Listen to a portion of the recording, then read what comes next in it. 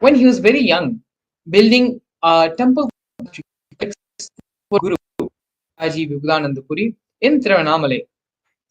This building, this complex, was built by the Hindu himself, the guidance and with the guidance of his gurus. In the year 2001, on the 14th April, Buddhism established the very first Kailasa temple monastery complex in Tiruchengodu, South India. You can see here in the leftmost bottom hand corner, there is the annotation of this day in the Supreme Pontific's own handing, historical event. In the year 2002, on November 4th, at the age of 24, the Supreme Pontificate established Adi Kailasa Sarvanyapeetham in South India. By the age of 26, in the year 2009, the Supreme Pontificate starts conducting the mass living enlightenment initiations, taking people through powerful cleansing processes. These programs happened and were conducted by the Supreme Pontiff of Hinduism, all parts of the world, in India, in Africa, in Canada, and various parts of Europe as well. In the year 2006, at the age of 27, the Supreme Pontiff of Hinduism, in the year 2005, at the age of 27, on April 18, the Supreme Pontiff of Hinduism by the mayor of St. Louis in United States.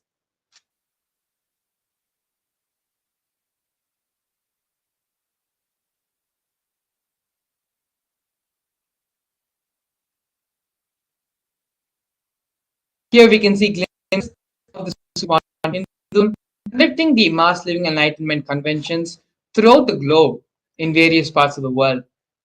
We have here some of the Supreme Pontiff of Hinduism conducting the stress to de-stress discourse in Oklahoma Medical Baptist Center in the United States, as well as other conventions.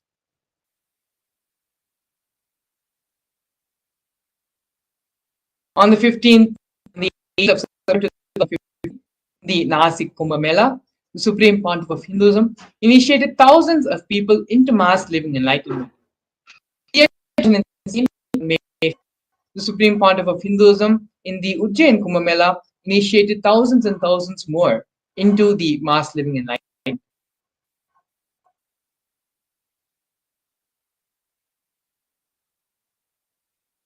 Here we can see the various coronations of the Supreme Pontiff of Hinduism. The Pontiff of Hinduism was very young. The Supreme Pontiff of Hinduism was ordained as the 233rd Guru Mahasannidhan Pontiff of Sarvanyapeetham, which is the Tondai Mandaladhinam. In the year 2002, the Supreme Pontiff of Hinduism was declared as the Suryavanshi Surangi Samrajya. In the years following that, Supreme Pontiff of Hinduism was coronated as the Mahasannidhan.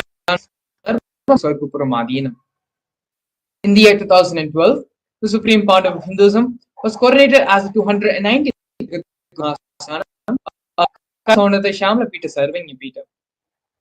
In the year 2013, during the Allahabad Kumbh Mela, Hinduism was coronated as the present Mahamandaleshwar, which is the supreme spiritual head of the Mahanirvani Akhada, which is the In the year 2014, the Supreme Pontiff of Hinduism was coronated as the Arya Mahaleshwar, the spiritual leaders of the Atal Akhada, which is the ancient apex body of Hinduism. In 2015, the Supreme Pontiff of Hinduism was coronated as the Supreme Pontiff of Hinduism, elected by a congregation of over 1,000 Hindus.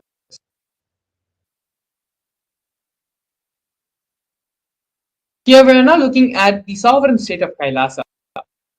Kailasa is a cosmic, ancient, Hindu, enlightened civilizational nation whose vision is living enlightenment for all of humanity. Kailasa's mission is to revive and share with today's world the practical applications of the greater sciences, including Hindu cosmic physics, Hindu alchemy, Hindu cosmology, Hindu biology, Hindu mathematics, the manifest in sciences as revived by the Supreme Pontiff of Hinduism. These sciences were once practiced freely in over 6 are now facing extinction due to the persecution which is happening over a millennium.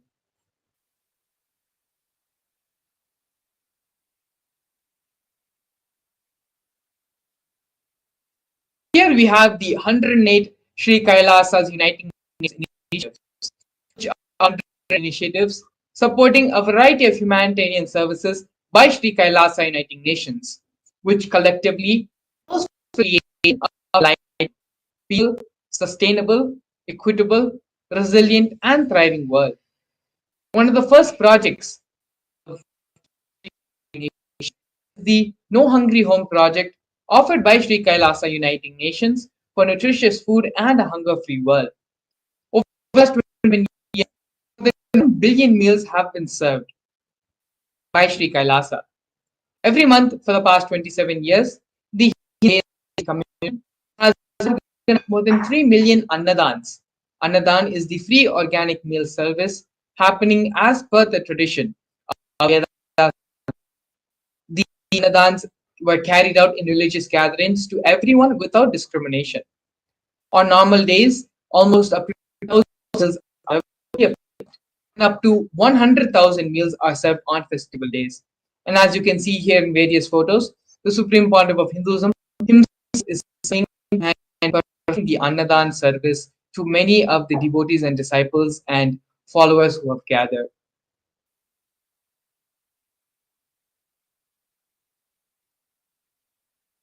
The next initiative we are looking at is Kailasa's protective and preventive COVID care health center by Kailasa Nations for affordable and holistic healthcare.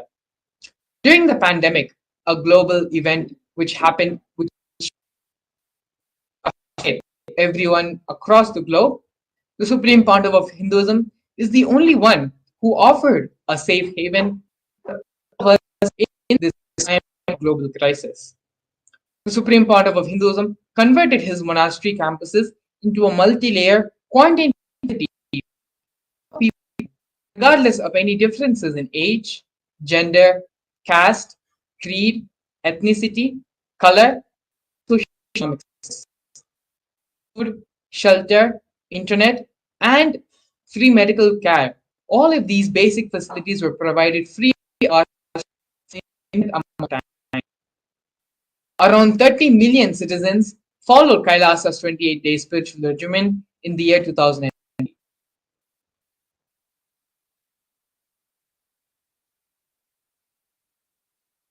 Here we have Sri Kailasa Uniting Nations offering for development in the projects of Nithyananda Hindu University and the Nithyananda Gurukul. The Nithyananda Hindu University is the of Hinduism and is the world's largest Hindu university. Nithyananda Hindu University has over 20 million students, 7,000 courses, and extended campuses in 150 countries. The Nithyananda Gurukul, which was inaugurated in December 2006, is the revival of an ancient Shaivite Guru-disciple education system by the Supreme Pontiff of Hinduism. System based on enlightenment.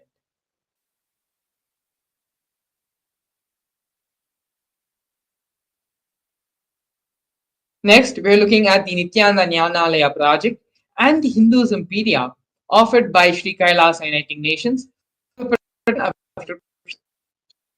Nithyananda Jnanalaya project was established by the Supreme Pontiff of Hinduism to collect and to preserve the 1 million knowledge is made accessible and shared free of cost to all. Collecting and preserving 1 million source books. The Supreme Pontiff of Hinduism has authored more than 10,000 books in 3 languages, translated into 50 other different languages, and has given 10,000 plus hours of free discourses with a combined view of over 1 billion. Kailasa's Hindu Media was established by the Supreme Pontiff of Hinduism. The Supreme Pontiff of Hinduism collected more than 15 from all 19 Sarvanya ancient mats, and ashrams. 1 million pages on Hinduism, collection of 32,000 books, 1,000 e-textbooks, and more than 100,000 articles on various topics of Hinduism.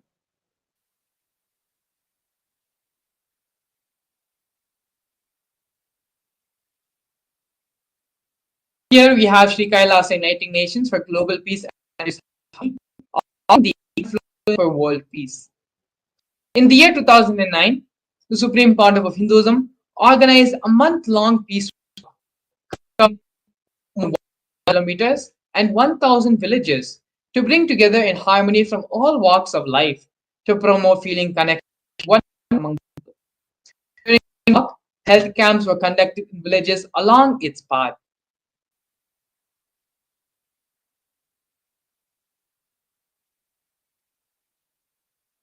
The next offering we are having from Sri Kailasa Uniting Nations is the Women Empowerment Programs for Empowerment and Equality. Kailasa's Yogini Sarvanya established the yoga and meditation universities to improve life, emphasis on life solutions through Vedas and Agamas, empowering the indigenous rural women, fighting strong gender stereotypes, gender-based violence, and lack of inclusive and quality learning environments. Some of these initiatives include Kailasa's Academy, which is a financing service, Kailasa's Women Foundation and Women Empowerment Self-Help Centers, launched in 108 places of the world since its initiation in 2009. Kailasa's Ankita program, providing foundational literacy about the working of basic community service and infrastructure environments. Kailasa's program is providing vocational training programs to rural and indigenous women to provide equal opportunities and access to independent self-sufficient women.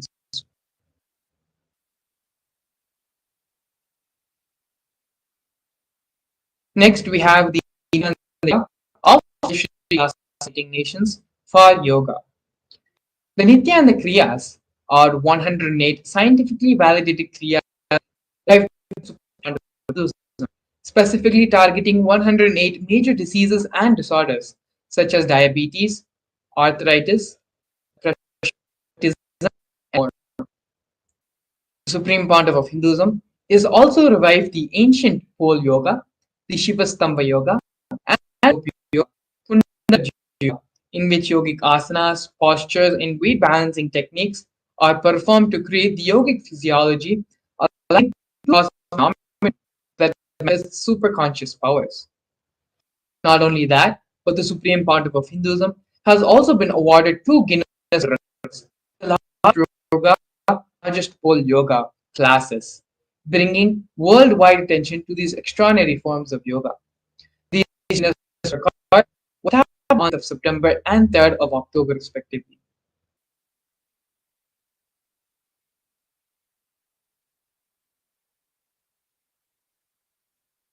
Here now, we're looking at one of the most historic moments in the history of Sri Kailasa, which is the establishment of Kailasa Nation in the United Nations. Kailasa, the first nation of Hindus, led by the Supreme Pontiff of Hinduism, Bhagavan Paramashivam, of the 2 billion global Hindu diaspora at the 14th session of the United Nations Forum on Minority Issues. An significant milestone of Hindus and the sovereign state of Sri Kailasa happened on the 2nd of December 2021. His Excellency Nithyananda, extraordinary and plenipotentiary of the resolution of Hindus at the 14th session of the United Nations Forum on Minority Issues. The theme of the forum is rights of minorities. This was the first time the plight of persecuted Hindu minorities was represented in animation. The systematic generational attacks on Hindu indigenous traditions were highlighted in this meeting.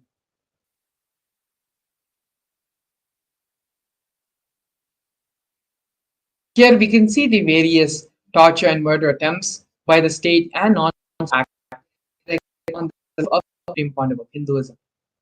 Over 70 assassination attempts and physical attacks on the Supreme Pandav of Hinduism has happened in India and abroad. More than 40 attacks on community members, destruction of monasteries and temples, over 60 incidents of rapes, attacks and women, intense lawfare through the 100 different false legal cases, intersection using the entire government mechanism, politically owned media, police and judiciary controlled by politicians, inciting mob violence through the social media. These are but a few of the many ways the anti-Hindu elements and anti-spiritual elements really executed and directly tried to take away the life of the Supreme Pandav of Hinduism.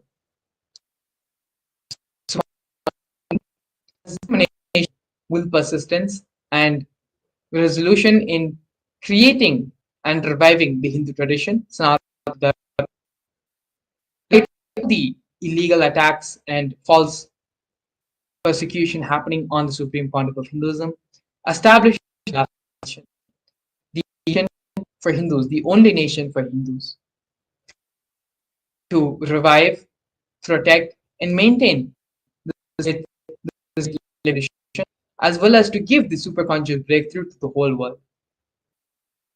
In the next segment, we're going to be learning about one of the most important aspects which Supreme Pandav of Hinduism is the reviving and giving the superconscious breakthrough to the whole world, and that is the science of power manifestation.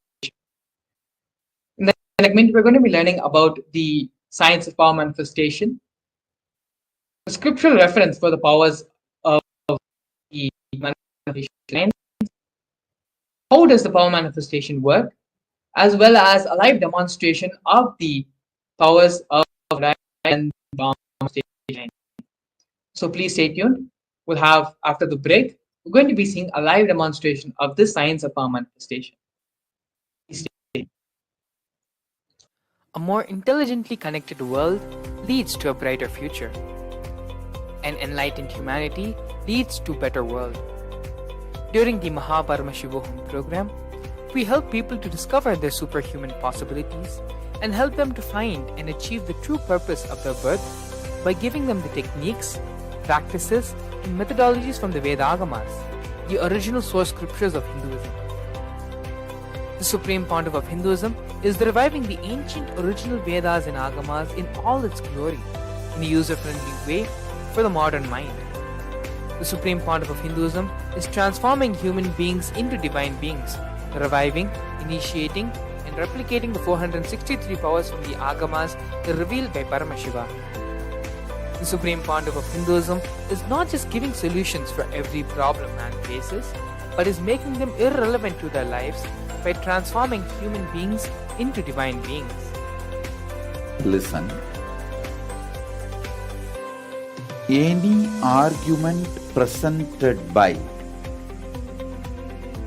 your mind, body, your present reality to establish you are not Paramashiva. You are not omniscient, omnipotent, omnipresent. Anything presented to prove you are not Paramashiva is illegitimate. Decide this. This is super determinism. Understand? Anything you declare as illegitimate will lose power over you, will die in few days, few minutes, maybe in few weeks, whatever few days it takes. It will not have power over you. Understand, this is the method for sudden enlightenment. This is the method for sudden enlightenment. It happens by the Shaktipada. Here Paramashiva is sitting to tell you all, you are Paramashiva, you are me, with Shaktipada and Shaktinipada. The Dvitiya Vijnasa Krama is an extensive and thorough yoga sequence to prepare your body to receive the experience being given by the Supreme Founder of Hinduism. Through the yoga, which is aligned as per the source scriptures laid down by Paramashiva and the Agamas, you break all the impossibility in your body and in turn break the very cognition of impossibility. The program leads you to go beyond your human frame and limiting human ideas, which prevents you from living your highest possibility. I will reach you wherever you are, whichever corner of the world you may be. I will reach you with enlightenment.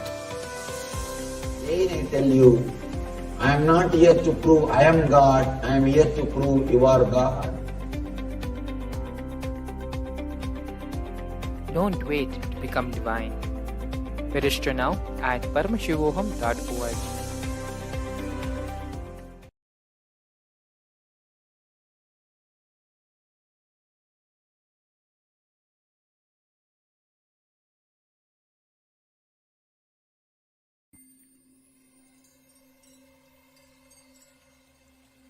I welcome you all with my love and respect. Let you all open all your three eyes. Om Nithyananda Paramashivam.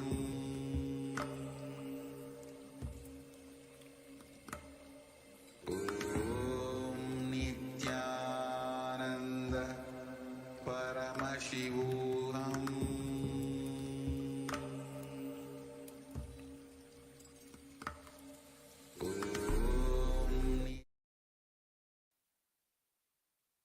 Nithyanandam, we welcome all the viewers watching us live on our social media platforms, YouTube Live, Facebook Live, to this powerful session on the science of manifesting Shaktis.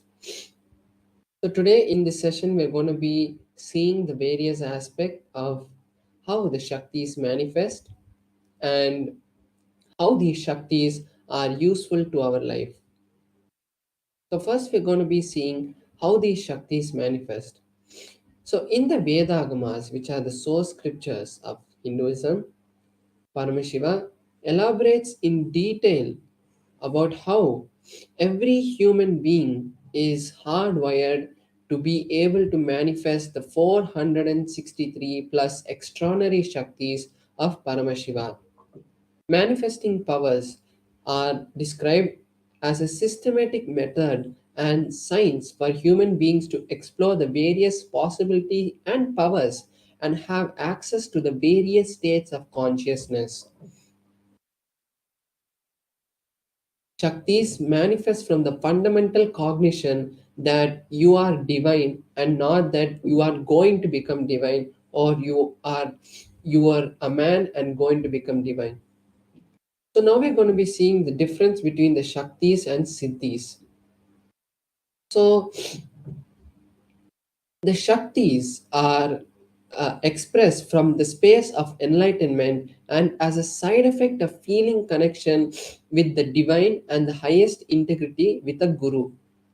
Shaktis are the source of enlightenment, whereas Siddhis are powers that manifest from the tapas or penance for enlightenment. So when you are on the spiritual path for enlightenment, the powers that manifest is the siddhis, and also the shaktis are of Paramashiva manifest through ordinary human beings in an extraordinary way after initiation from the avatar.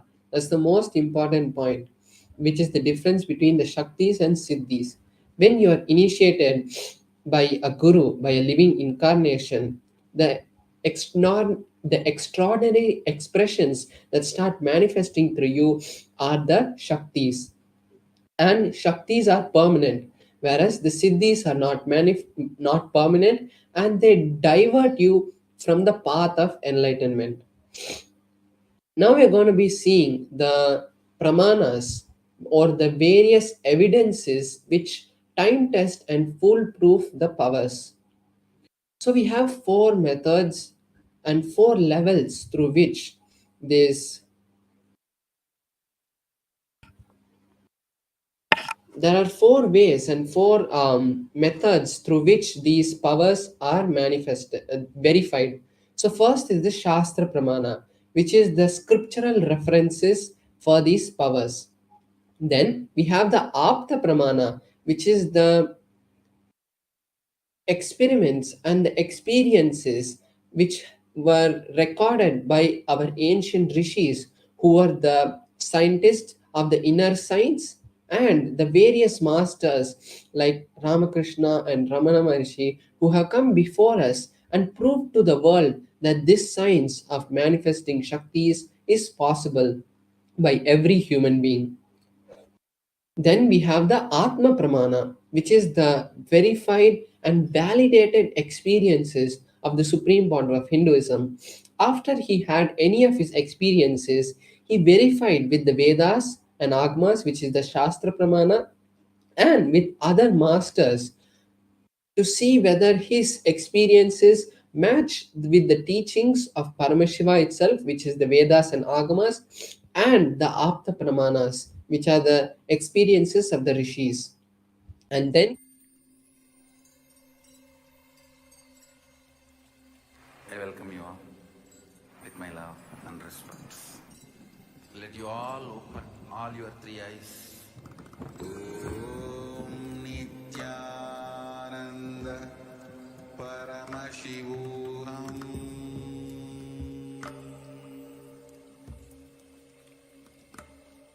Om Nithyananda Paramashivam.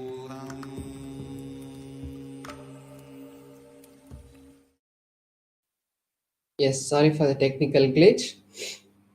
Then we have the Pratyaksha Pramana, which are the scientific evidences for the manifesting of these Shaktis.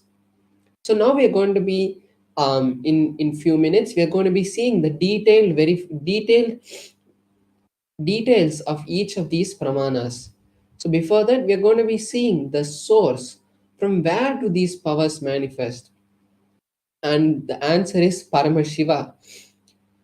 Paramashiva is the primordial divinity in Hinduism, the ultimate reality and cause, which is self-effulgent, Swayam Prakasha, all pervading, unclutching, beyond time, space, form, and causality. The fundamental base of Avyakta, the ultimate, and the Vyakta, the manifest existence. And he performs the Panchakritya, or the five cosmic acts. So, from that, this whole universe and this whole cosmos that we know is created. The ultimate truth about Shaktis are when the powerful cognitions, the jnana, is mapped into our consciousness, the prajna, it manifests as powers and possibilities, which is called prajnana. Now we are going to be seeing the detailed pramanas for these powers.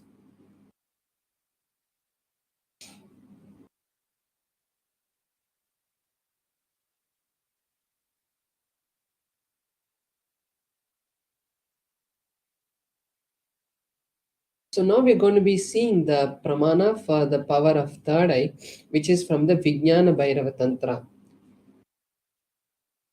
The Vijnana Bhairava Tantra is a scripture which is directly given by Paramashiva to Paramashiva Shakti, and after that it has been given to various other rishis and come down lineage by lineage from guru to disciple. So in the Vijnana Bhairava Tantra, the verse 34 tells us about the power of the third eye.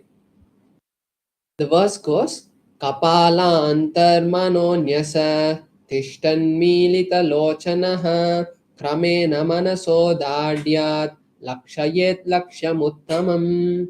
The translation is, by fixing the mind on the inner space within the crown center and sitting stably without any movement, having the eyes in succession to the third eye,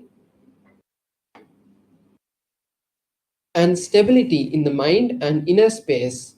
Through the power of the third eye, one directly sees the ultimate goal, Lakshyam, by having the vision beyond the sight, and that reveals any object or place, attaining the space of oneness with the source, Paramashiva. So we can see here how Paramashiva has given us a detail how this power manifests. Now we are going to be seeing the Apta Pramana, which is the experiences of the various rishis, incarnations, and masters who have come in the past. So here we can see a beautiful verse from the Bhagavad Gita, which is from the Mahabharata. And in this verse, Arjuna asked Krishna that Arjuna wanted to see the cosmic form, the Vishwarupa Darshana of Bhagavan Sri Krishna. And at that time, Bhagavan Sri Krishna tells Arjuna, you cannot see my cosmic form with these physical eyes of yours. Therefore, I grant you the divine vision of the third eye. Behold my cosmic opulence.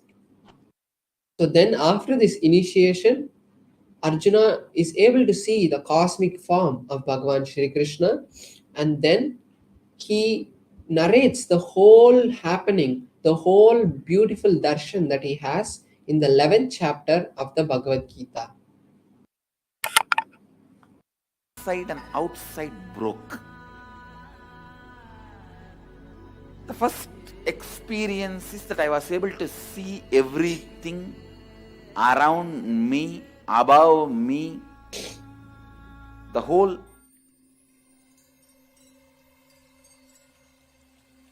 I welcome you all with my love and respect. Let you all open all your three eyes. Om Nithyananda Paramashivam.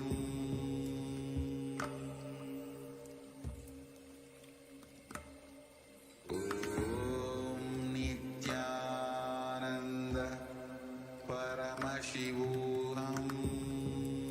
Both I exist equally. Yes, so we're seeing the Atma Pramana, the experience of the sun, Supreme Pontiff of rising Hinduism. moon, So, in the Supreme Pontiff of Hinduism's own words, he says, the whole quotes, Arunachala the hill, first experience all the that I was plants, able to see everything around me, above me, shrubs, the whole 360 degrees, 10 directions below me, everything I realized not only I was able to see, I was able to feel and experience all that is me.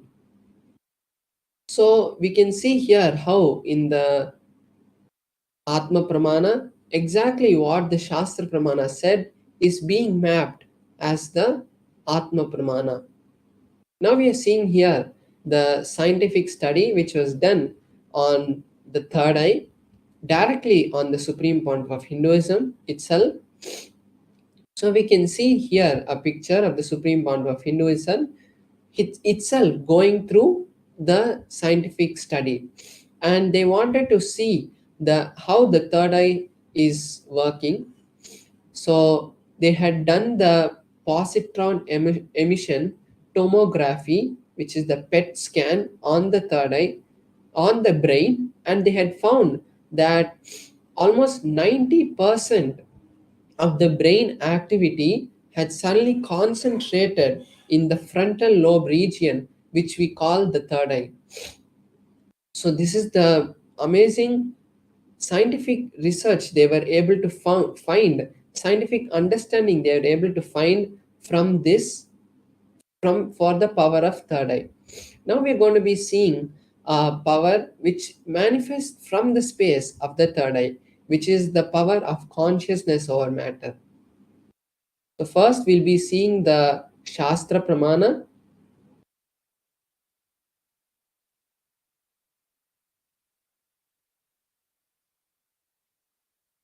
So the Shastra Pramana for the power of consciousness over matter comes from the Vijnana Bhairava Tantra, Sutra 120, Dharana 95. क्वचिद् वस्तुनि विन्यस्य शनैर्दृष्टिं निवर्तयेत् तज्ज्ञानं चित्तसहितं देवि शून्यालयो भवेत्. Bhagavan Paramashiva says, having fixed one's eyes on a particular object, Vastu, one should slowly withdraw the sight from the object as well as slowly eliminate the knowledge of that object along with the thoughts and impressions. Then, O Devi, one abides in Shunya, the state where there is nothing other than this exists, which is the state of all inclusiveness or infinity. So here, for the power of consciousness over matter, Bhagavan Paramashiva is giving us the detailed instructions of how first we fix our gaze on the particular object and then we bring oneness with that object. And because we remove all the thoughts, impressions, every idea that we have about that object, so we start to feel that oneness. And then when that happens, we are able to object and we are able to move it. So this is the power of consciousness over matter. So now we are going to be having a live demonstration of this power where I will be manifesting this power for all of you. So here I have my Atmalinga and I'm going to be placing my Atmalinga on my hand, and with the power of the Mahavakya I'm going to be making the Atmalinga to stand. So this is not the power is not just making an Atmalinga stand or anything. The power is really when you start connecting with Paramashiva, you are able to have the divine darshan of various manifestations of Paramashiva happening in our life. Because when we speak to a deity or something like that, we are not able to actually have the direct connection. But when Paramashiva manifests through this, we are able to really connect with the deity. And when we manifest, we come to the space of ultimate Advaita, highest Advaita. So when that happens also, we can manifest any reality that we want. Anything that we want to manifest in our life can be manifested from that space.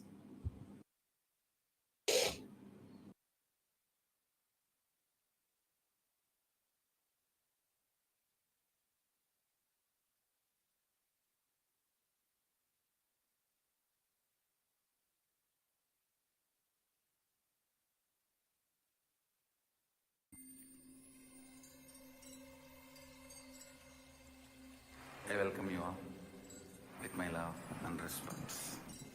Let you all open all your three eyes. Om Nithyananda Paramashivam.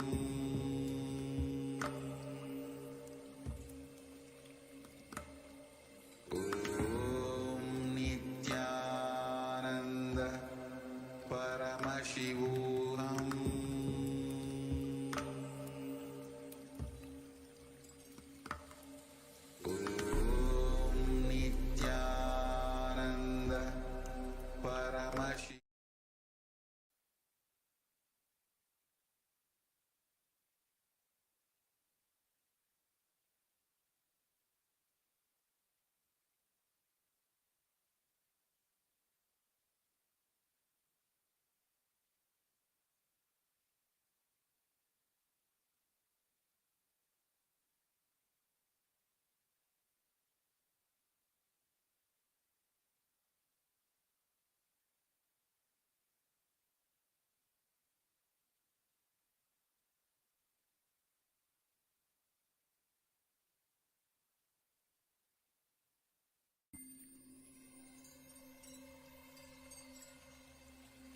I welcome you all with my love and respect. Let you all open all your three eyes. Om Nithyananda Paramashivam.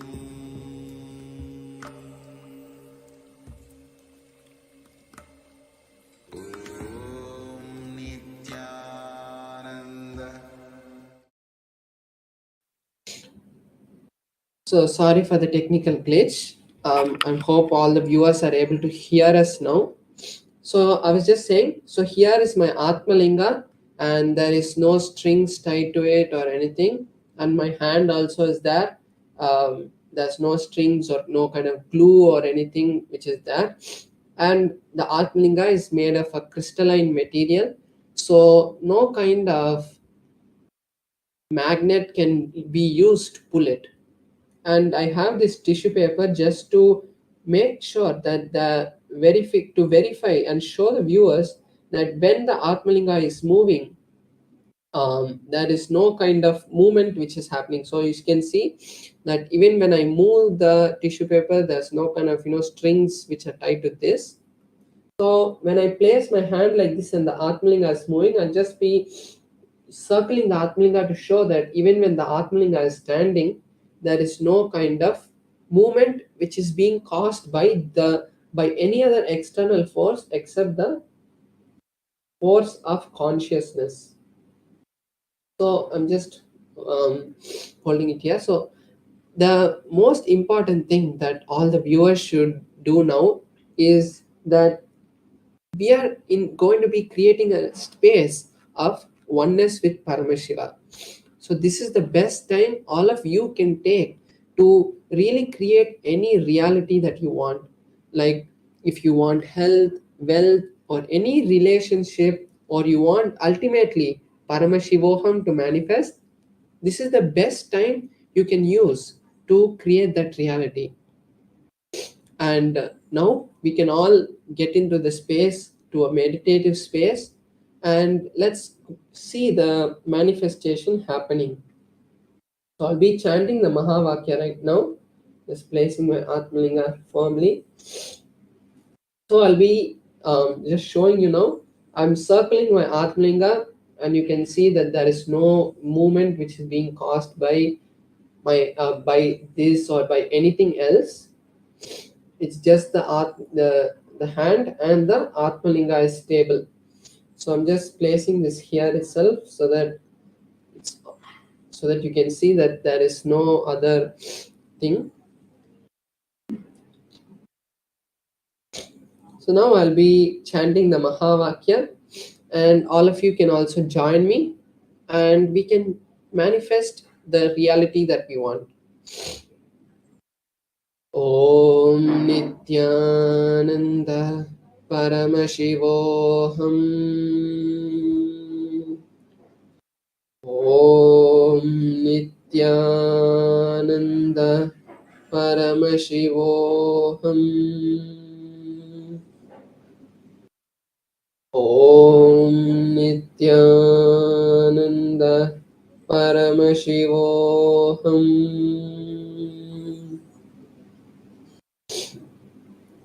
Om Nithyananda Paramashivoham.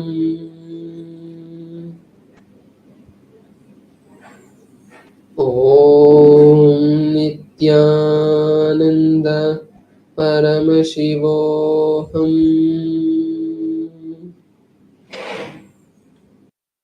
Om Nithyananda Paramashivoham.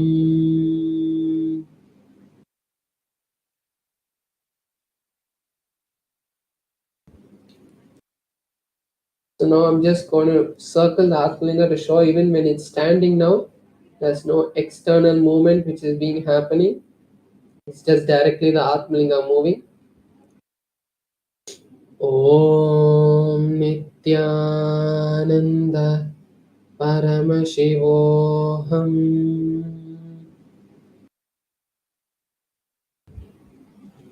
Om Nithyananda Paramashivoham.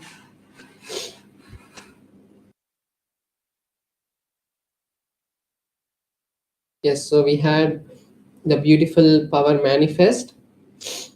So this is the best opportunity all of you can also take to manifest any powers.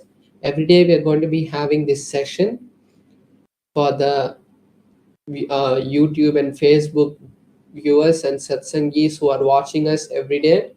and having the beautiful darshan of the various Bhava Samadhi darshans happening every day. So now we are going to be moving into the next segment where we are going to be learning deeper truths about today's Bhava Samadhi Darshan. And today we're going to be having a very beautiful and intense, powerful Bhava Samadhi Darshan where directly the form of Sandhya Murthy and Nataraja is going to be manifesting through the supreme point of Hinduism. So now we'll be back with you after a short break, and meanwhile, you can take the time to create an intention for Mahaparamashivoham because we're going to be having exclusive sessions. We are having the Alive Bhava Samadhi Darshan so that all of us can get ready and prepare our space to really imbibe that extraordinary powerful darshans that the supreme point of Hinduism gives us, because it's not just sitting in front of the camera. You are really being watched by the supreme point of Hinduism. He can see you, and as he is that Nijavatara of Paramashiva, he is living in all our hearts also as the Antaryami. So let us all take this beautiful time to the register ourselves for Mahaparamashivoham, and we'll be back with you after a short break. Thank you, Nithyananda.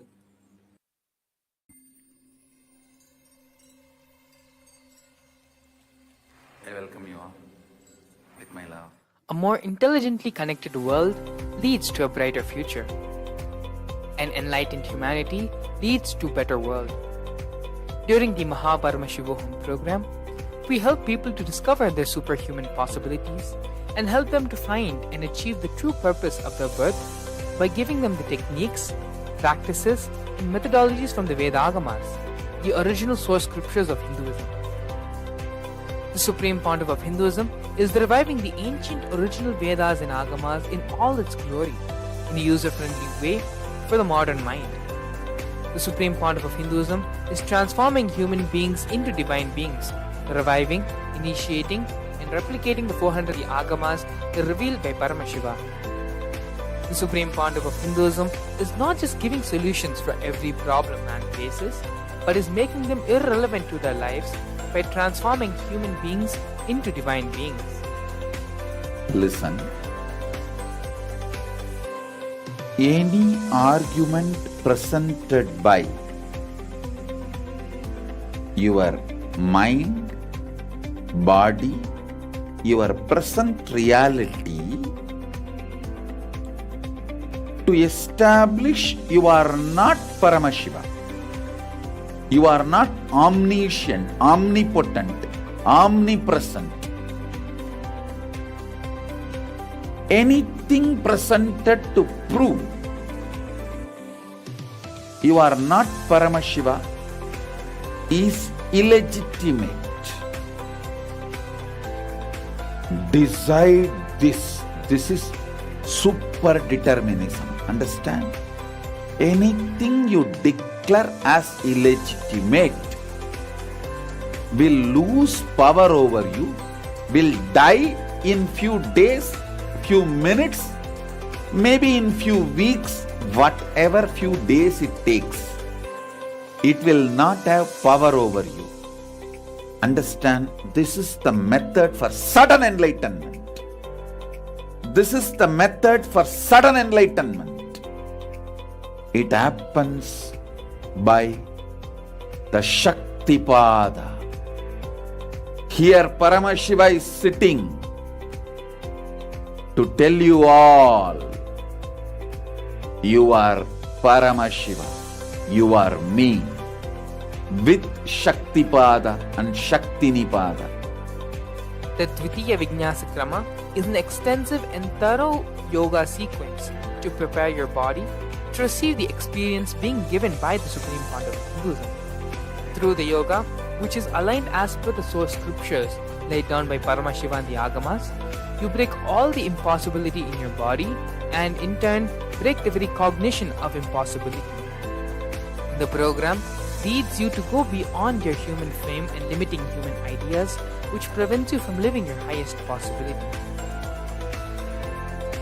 I will reach you wherever you are, whichever corner of the world you may be. I will reach you with enlightenment. Again I tell you, I am not here to prove I am God, I am here to prove you are God. Don't wait to become divine. Register now at paramashivoham.org.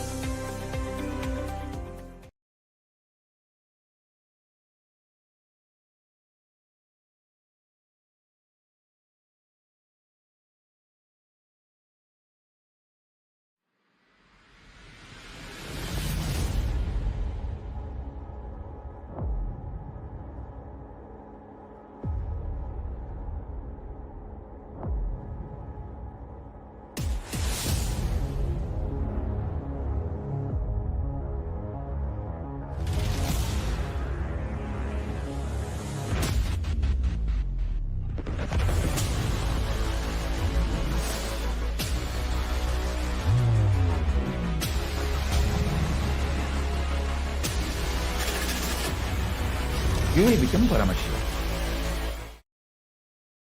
Hello everyone.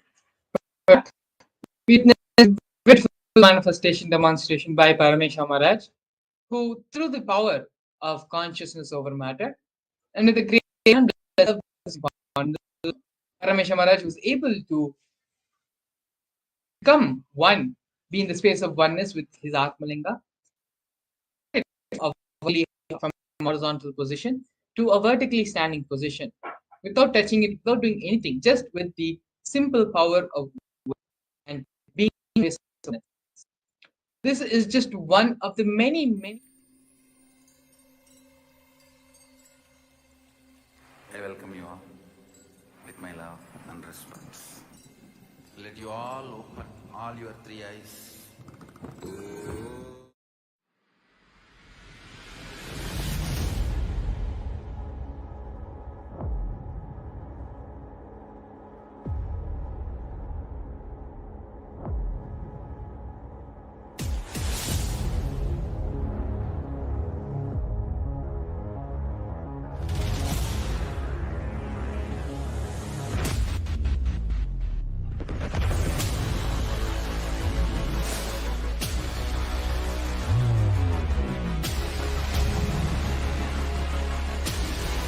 Yes, welcome you all back.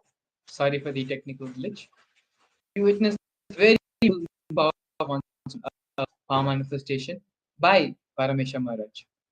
This is just one of the many powers in the Agamas. A total of 463 powers are listed by Paramashiva in the Agamas, which are capable of to manifest the same super divine beings. So, in the next couple of hours leading to how we will learn about the Murthy, about the Leela of the Sandhya Nritta Murthy, which is the Bhava Darshan. We'll be learning about the Murthy, and we will also be doing a couple of internalization exercises. Help us understand how the allow our beings to open up and express itself fully so that we are in the receptive space to receive the darshan. Topic of the video which we are going to be watching now is everything is auspicious. Everything which is happening to us is not. We perceive it to be bad, but everything is auspicious. The Supreme Pontiff of Hinduism will be continuing to expand on this understanding full cognition in a series of satsangs and videos which we're going to be watching now. Before we enter into the satsang, come to the space of restful awareness. It is only in the space of restful awareness when we move from the space of everything the Supreme Pontiff of Hinduism says will become a part of our being, will become a part of our cognition. Please sit straight and allow yourself to come to a restful, relaxed position.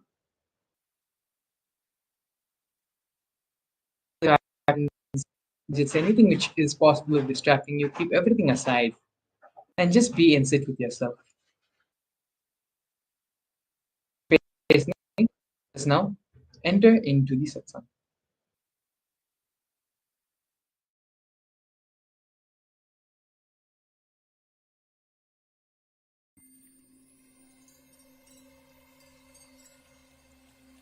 I welcome you all with my love and respect. Let you all open all your three eyes. Om Nithyananda Paramashivam.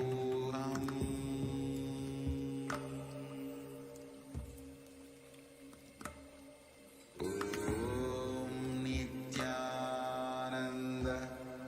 Paramashivam.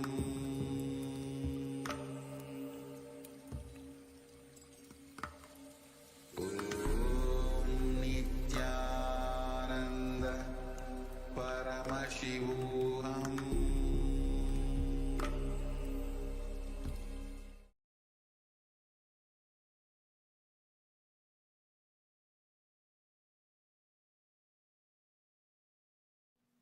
Next, Sandhya Nritta. See, Sandhya means the day and night meeting, and destruction, pralaya, and creation meeting. For you to understand roughly, you can roughly understand as ice age. During every ice age, he dances the cosmic dance. That is called Sandhya Tandava. Listen. Whenever you feel everything in your life is falling apart, suddenly business is collapsing, wife is leaving, and kids are not listening to you. It's almost like your whole life is going. What you think as your life is going, health is failing. Whenever you feel that pralaya is happening in you, meditate on the Sandhya Nritta Murthy. Invoke him. Mahadeva, you are doing your Sandhya Nritya in my life. Just show me you are doing the Sandhya Nritya. That's enough. He will simply manifest auspiciousness in you. Listen. He just wants you to know he is doing Sandhya Tandava in your life. If you recognize it, you will say, all right, come on. Now, it is time. Let's start the creation. Let the new yuga start. Let the new universe manifest. Let the new life manifest. If you want new life to manifest in you, connect with Sandhya Tandava Murthy. Nritta means Tandava. Sandhya Nritta Murthy.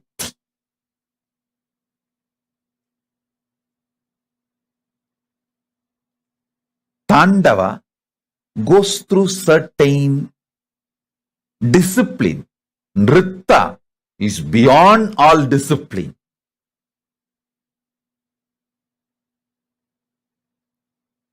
So, if you feel things are falling apart in your life, connect with Sandhya Nritta Murthy. Mahadeva, Paramashiva, I know you are doing Sandhya Nritta in me. Just reveal that you are doing Sandhya Nritta, so I'll be in peace. That's all. He will feel very shy. Hey, this fellow caught me. Now he knows my Leela. Okay, come on. All right. I'll create the new life for you. I'll manifest new life for you. Delusion will delude you as long as you have not recognized the delusion is deluding you. The moment you recognize delusion is deluding you, It can no more delude you. Delusion cannot delude you. The moment you recognize delusion is deluding. Actually, even this Sandhya Nritta Murthy we have in Seattle Temple. Seattle Temple, we have not only the huge Nataraja, Ananda Nataraja, we have some more dancing forms of Shiva. I think we have done that 108 dancing forms of Shiva and sent to different temples few deities, few forms. So Seattle has Ananda Tandava as in Chidambaram and Sandhya Nritta Murthy, and even Los Angeles has few more Tandavas of Paramashiva's forms. So connect with this superconscious mutation, Sandhya Nritta Murthy. You will realize nothing is falling apart, everything is falling in place.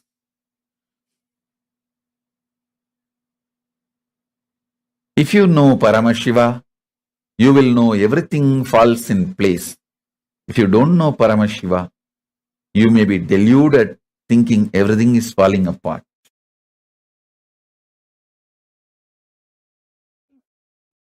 Principle of creation getting created. Listen to that very carefully.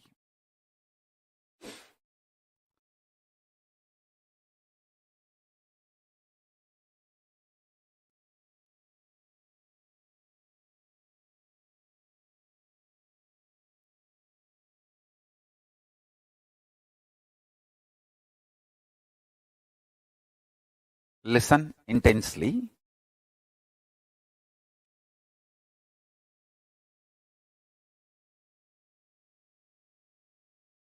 Principle of manifestation getting manifested. Principle of maintenance getting manifested. Principle of rejuvenation getting manifested. Principle of pulling out of delusion getting manifested. Principle of liberation getting manifested. So, creation of the universe is one level.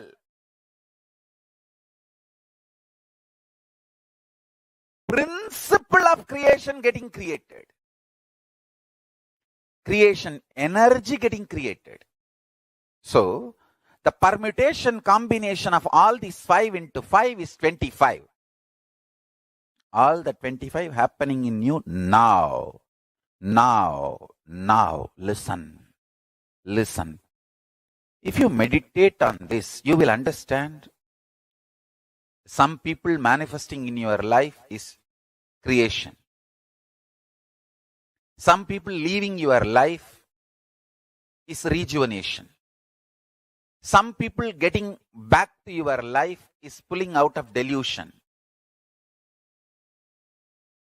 Some people are adding bliss, joy to you, and you adding bliss and joy to them is liberation.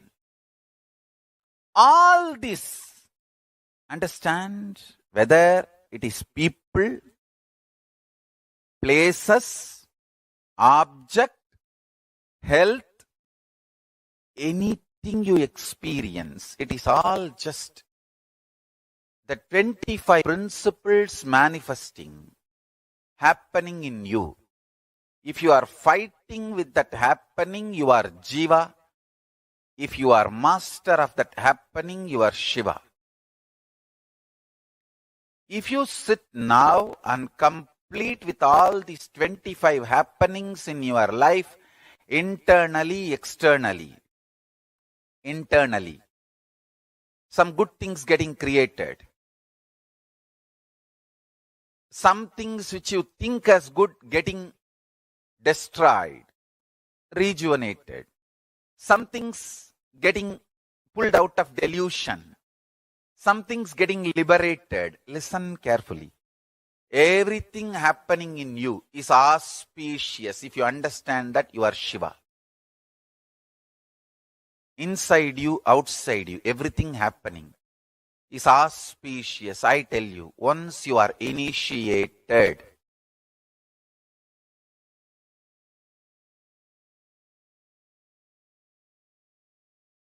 once you are initiated, once you are my disciple, listen very clearly. Even if you think in your life things are falling apart, they are falling in proper place. Understand?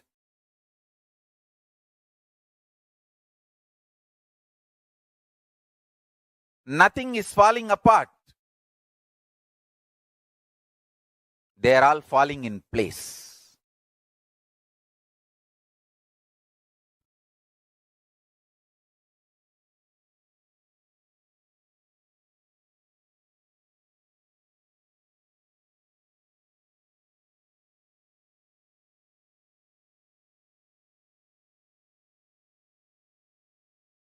Once you are initiated, you are integrated to Guru, Linga, Sangha.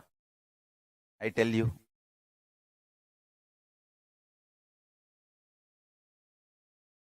nothing falls apart. You may, even if you think things are falling apart in your life, they all fall in place. Understand that. Nothing falls apart. Everything happening is auspicious. Everything is falling in place for the higher purpose. I tell you. Once you sit with that clarity, you are Shiva. If you are able to come to that clarity in your life, you are master of your life. You are Ishvara. I tell you, whoever is constantly in firefighting mode internally lives as Jiva. Whoever lives in ferocious mode internally lives as Shiva. So be very clear. If you are suddenly having lottery, wealth is getting manifested. If you are losing some money, the destruction of wealth is happening. But that does not mean you are a loser or something is wrong with you. You are Paramashiva. Things are not falling apart. Things are falling in place. Sometimes some wealth loss awakens strong, active, workaholic energy in you, which is, you might have lost few $1,000s, but the energy gets triggered in you, maybe worth of millions of dollars. I have seen this happening. So nothing is wrong, inauspicious. Any powerful cognition, whatever is happening is auspicious. First of all, that powerful cognition fellow, you will not have violence inside. And you will not be doing anything wrong. You will be living as Paramashiva. When somebody tries to attack you, they only create karma. It's not that you have some karma, because of that they are coming near. No, they create karma for themselves. You live in a pure Paramashiva space. You are integrated to your Guru. The powerful cognitions they manifest. It may be very simple word, but it will just open your Kundalini and make it into reality. Now, I am telling you about the most powerful sacred secret of death. 5 into 5 means creation, sustenance, rejuvenation, pulling out of delusion, liberation. This 5 into 5, this 25 principles is happening now in you. Take this as powerful cognition. And everything happening inside you, outside you is auspiciousness. This powerful cognition will make you intelligent, strategic, brilliant, powerful. It will not make you lazy, tired, bored, powerless. No, understand that. It will bring so much healing and energy, especially when you are mild. When you are initiated by me, integrated to me, understand? It just manifests in you. Like if you are initiated and you have not abused me and you are not interested in abusing me, if you are clear about that, that's all. You are integrated to me. You are my disciple. Understand? If you are my initiated disciple and integrated to me, listen very carefully. This word may look very simple, but meditate on it. It will just open Paramashiva in you. Everything is auspicious. Whatever you think, good, bad, right, wrong, everything is just these 25 activities happening. Some thoughts getting manifested, some thoughts getting sustained, some thoughts getting distracted. Something's coming in your life as manifesting, something's getting maintained, something's getting distracted, something's getting pulled out of delusion, something's getting liberated. Understand this. This 25 will go on in you forever. You can be in firefighting mode as a jiva, means deluded individual. Or you can be in ferocious mood as Paramashiva, individual.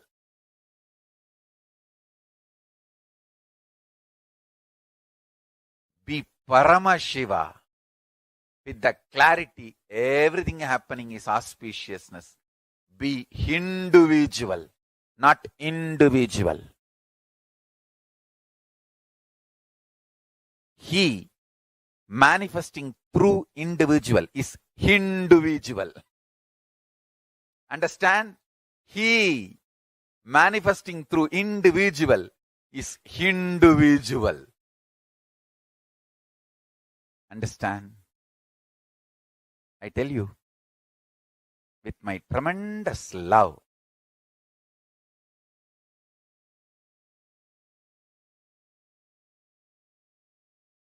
just meditate, internalize this powerful cognition. Everything happening is auspicious and Paramashiva is within me doing all these 25.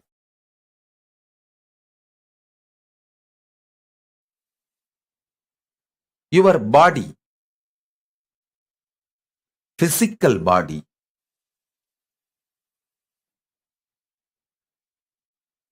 carries the consciousness.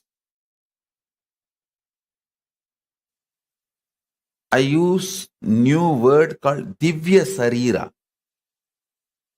Consciousness wearing this body is Divya Sarira. That consciousness getting more and more empowered.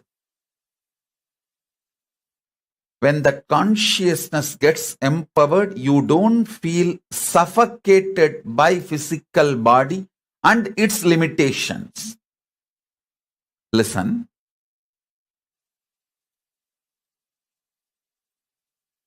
If you are Divya Sarira,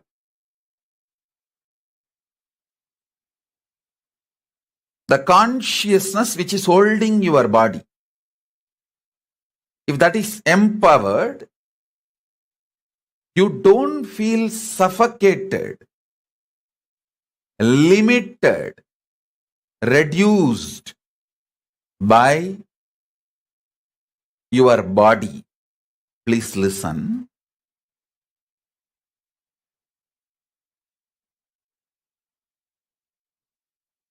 body limiting your possibility makes you feel suffocated.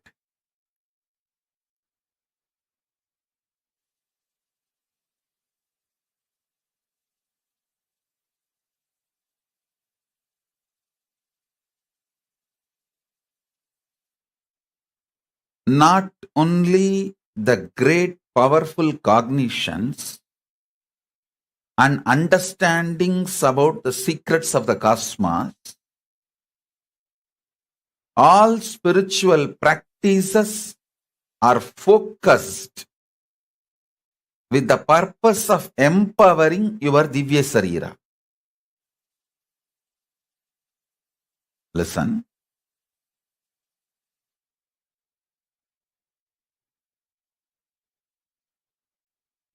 Yesterday's satsang, I gave you one truth.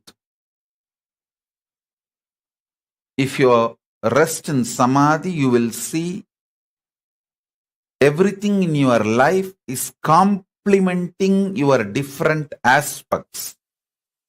The wealth you earn, or the money you spend, the relationships getting added in your life, or people leaving from your life, comforts and wealth, artha getting added or leaving,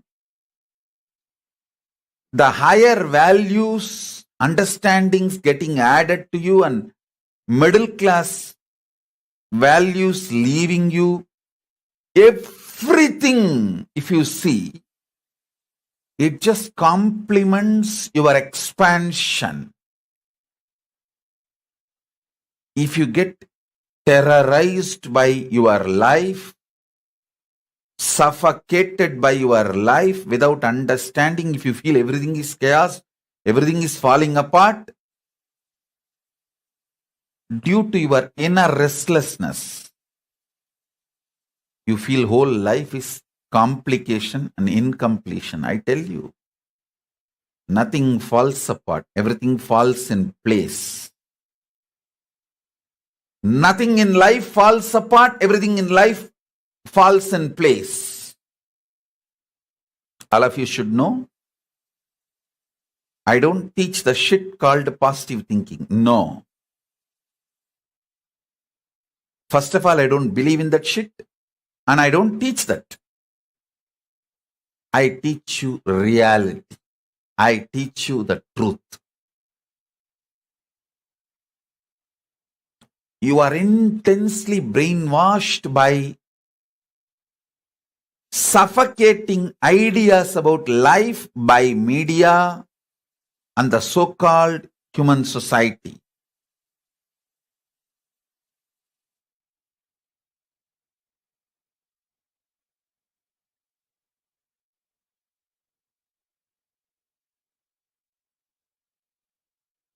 Whenever I sit in Samadhi and watch,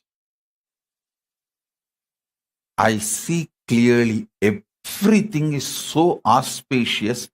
Not only I see it, when I see life as auspicious, my Divya Sarira gets so empowered. It just manifests powers and miracles. Every time when I reveal the higher truths, it empowers your inner space. It empowers your very being. Empowering your Divya Sarira is the job I do day in and day out.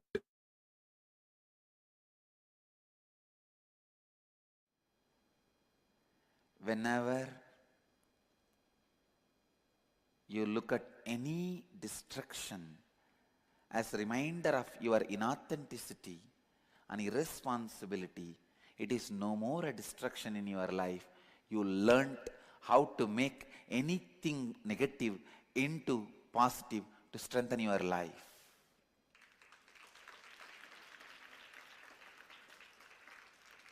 If you are able to make anything negative into positive, the moment it enters in your life, you are Shiva. Causeless auspiciousness. Listen. Intense integrity brings you the space of positivity, because if you are integrated constantly, you will be looking at the words you utter to you and to others. You will weed out all the negative prophecies, negative commitments you are giving to you and to others. This will leave you with the prasada of positively positive space, real positive space. And gives you the prasada of space of possibility. Just a space of possibility. When Rudra comes, face him with integrity and authenticity, he becomes Shiva. Rudra becomes Shiva. Causeless auspiciousness. He becomes the space of rejuvenation, not just destruction. When he becomes the space of rejuvenation, he is no more destruction. The word does not suit him.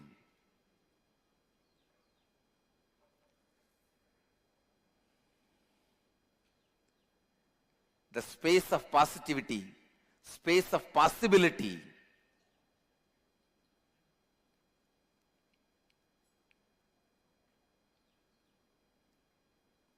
makes Shiva happen in you. Shiva happen in you. Shiva happen in you. Whenever you see any destruction happening in your life, with the view that it is happening only to expand you, you are in the state of Shiva, Rudra. Rudra becomes Shiva.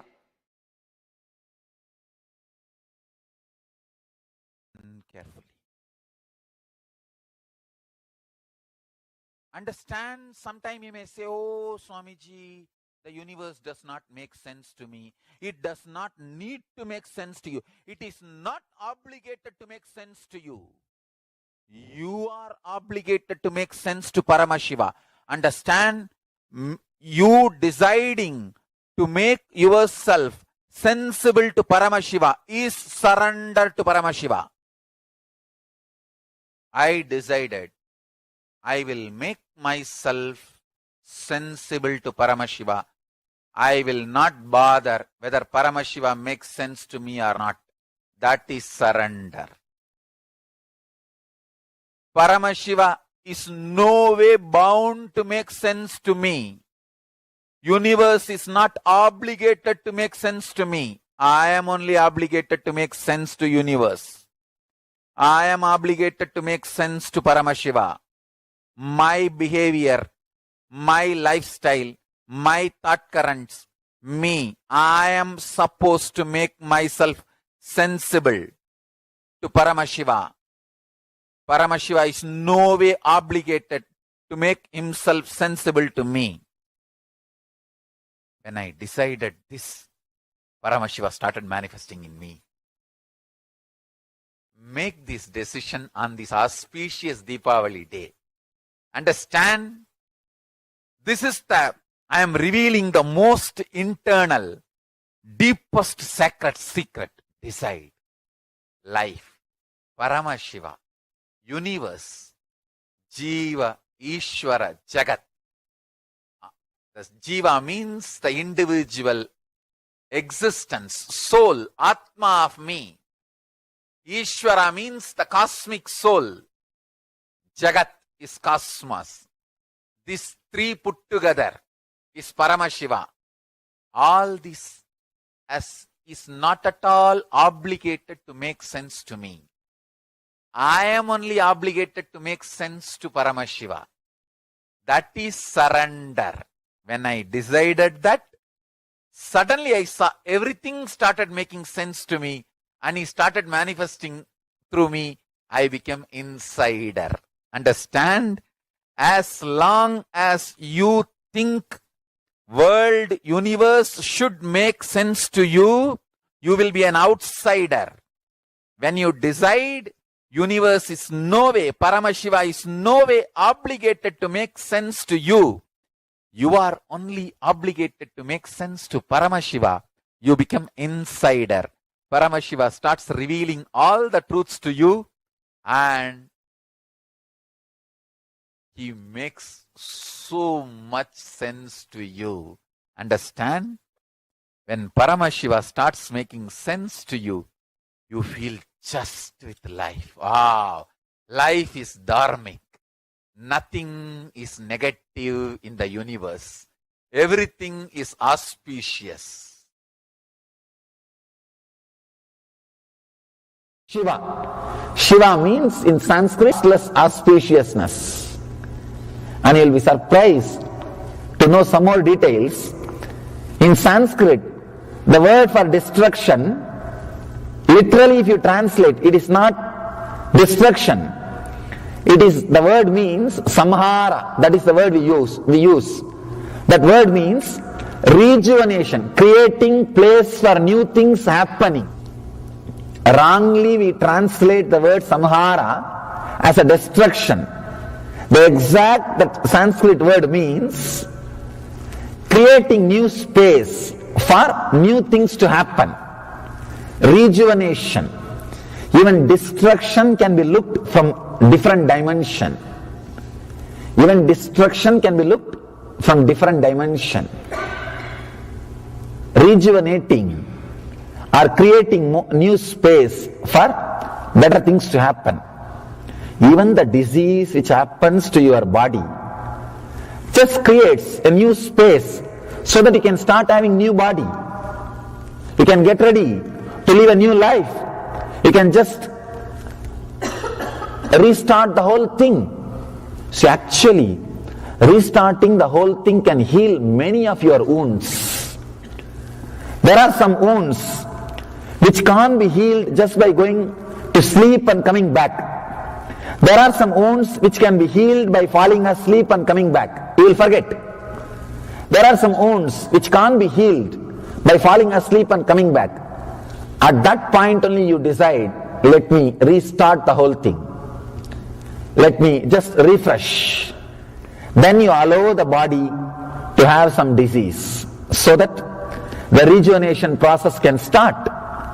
You can drop this body and take a new body and start new life, the new way of thinking, new way of living, new way of expressing. Every moment when you move from one moment to next moment, you are expanding, you are growing, you are learning. If you look from this angle, even your death is auspicious, because you are going to next step.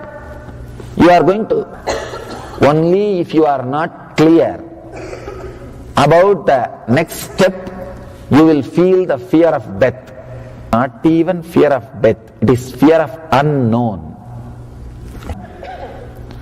Present moment is the possibility of rejuvenation. If you are in the present moment, you will experience overflowing energy in the body. You will feel whatever is happening is auspicious. If you are caught with Brahma or Vishnu, you will not feel whatever is happening is auspicious. If you are caught in Shiva, if you are centered in the center, present moment, where future is disappearing into present and becoming past. If you are in the present moment, in this moment, you will become like Shiva, who is rejuvenator, who is constantly creating space for new things to happen. You will be fearless the moment you are fearless about the things happening. You will feel everything happening around you is causeless auspiciousness. As long as you are caught in future, you will feel insecure, fear. If you are caught in the past, you will feel things are inauspicious, life is dull, dead. If you are in the present, one more thing, if you are in the present, you will see very clearly the future which is coming in inside you and becoming past leaves so much energy in you. Every moment you are just overflowing with energy. If you are caught by future, you are in fantasies, means castles in the air, no energy. If you are caught in the past, you are just a stone, a rock which can't be moved, dead, no energy. If you are caught in the future, air. If you are caught in the past, dead rock. If you are centered in the present, you will be a flowing. You will be just a flowing river. You will be just a flowing energy. Whoever is in the present moment, just swallowing the future and making it as a past consciously, will be overflowing, bubbling with energy. The Mahadeva, Shiva, who represents the rejuvenation process, are creating space for new things to happen. He is causeless auspiciousness. If you are centered in the present moment, you will be beyond fear. Your Kundalini will be awakened. You will be radiating the causeless auspiciousness. The person who achieved that state, who is centered in the present, only he is worshipped.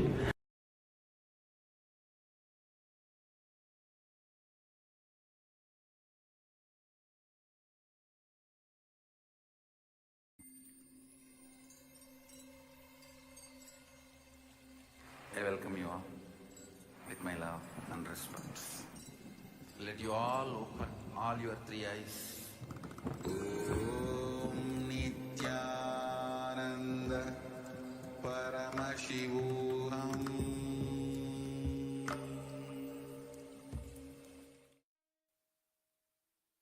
Yes. Now we all heard from the Supreme Pontiff of Hinduism, and we understood our own delusion that how we, every aspect of our life, thinking that everything is falling in apart.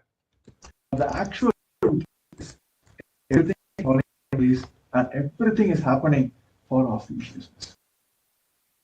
So these, the incidents which believe my whole life is failing. I'm getting into this pralaya. All the space till now, the delusionary space we cherished, these are sitting inside us and not letting us manifest our reality and not allowing us to enjoy the life as the whole lila is happening. So now let us. So now let us all this incident which is sitting in our life and not letting us to manifest the reality in our life. So now request all join us on social media platforms, YouTube Live, Facebook Live. Request all of you now pen down the three incidents in your life. You felt everything in life. Some may have felt that the business is collapsing, your health is failing, all the relationships around you, it's all everything is making happening simultaneously. At one point you felt my whole entire life is failing. Whatever initiatives you take, everything is collapsing. You thought that I'm having a life. So let us sit with ourselves and internalize and put down incidents in your life when you felt everything in your life is falling apart.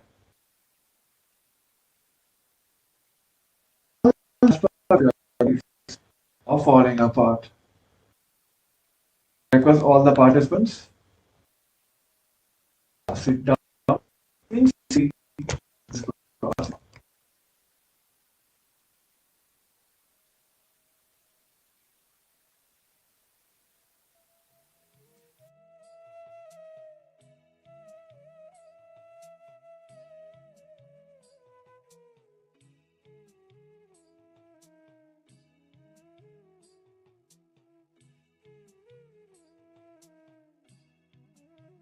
கீழே பிரச்சனையா இருக்கு இந்த ஜூமா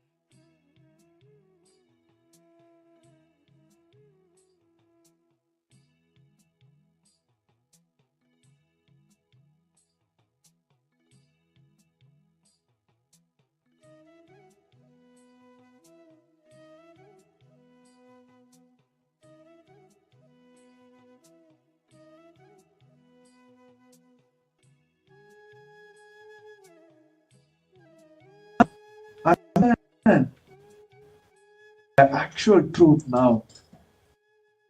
All the delusions will go on as well as not organized. The delusion is deluding you. How much ever you recognize that your delusion is deluding you, all delusions will have power over you and it will go on delude you. Which is needed from us is to recognize and come to the space and understand that are deluding us. The moment, now, the right moment when you recognize that your delusion is deluding, it will loses all the power over you and it no more can delude you. This is the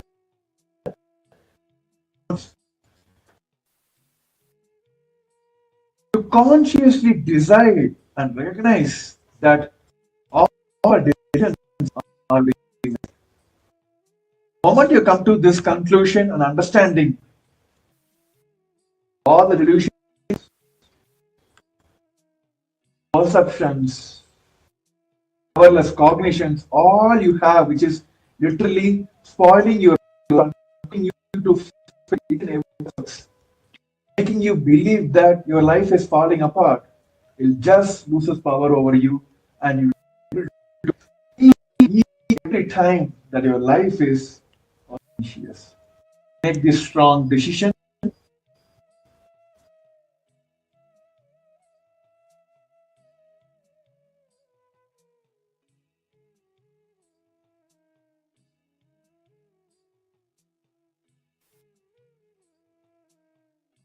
Bend down and ferociously identify that is causing the pralaya inside you.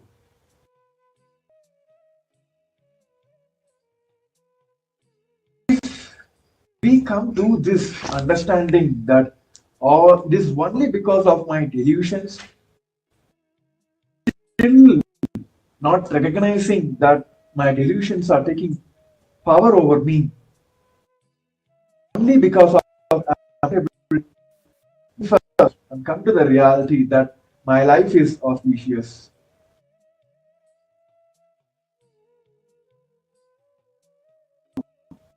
All sincerely do this process now and fully identify all the delusions that is causing the pralaya in you.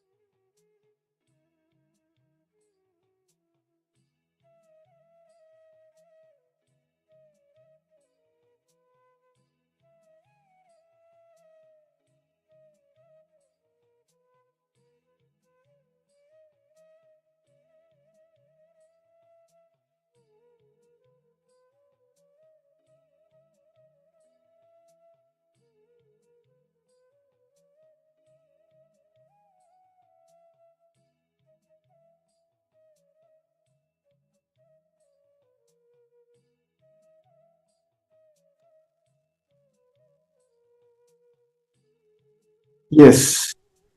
Now we have identified and written all the delusion that is causing the pralaya in our life. Now let us decide that whenever you feel that the pralaya is happening in your life, just meditate on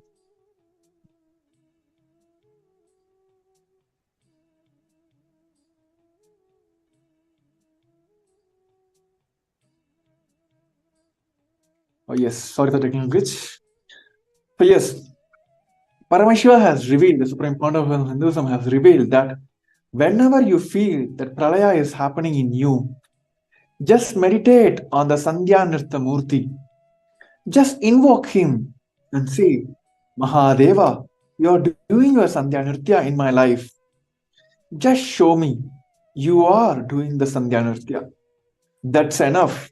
He will simply manifest the auspiciousness in you. This one powerful cognition that just meditate on him, the Sandhya Nritta Murthy, and allow him and tell him that, yes, Mahadeva, you are doing this cosmic Leela in my life. Just show me that. Surrender everything to him. Just meditate on him. He will just bring auspiciousness inside you. This powerful cognition, this one powerful cognition can bring tremendous changes in our life. Everything, each and every moment, whatever is happening in your life, you will just feel everything is happening for auspiciousness. So yes, with this, we'll be coming to the end of this segment.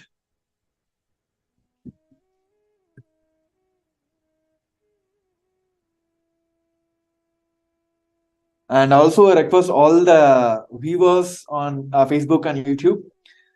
And now we'll be entering into yet another segment, which says, what is the benefit of all this Bhava Samadhi Darshans that Supreme Fund of Hinduism is giving us during this upcoming Paramashivam, and also what is this current world is facing as a problem, and what is the solution Kailasa is offering through the Paramashivam.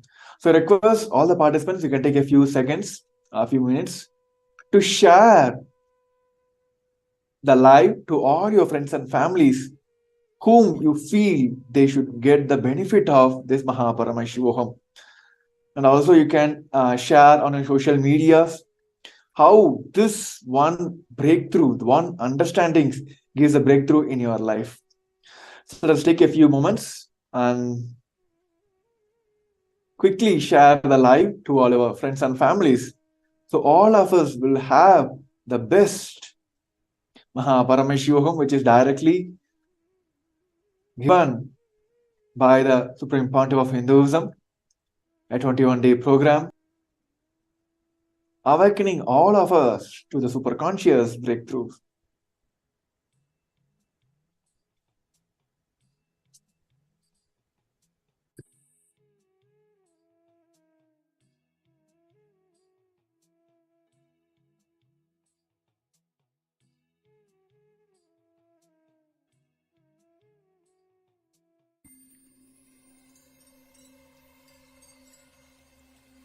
I welcome you all with my love and respect.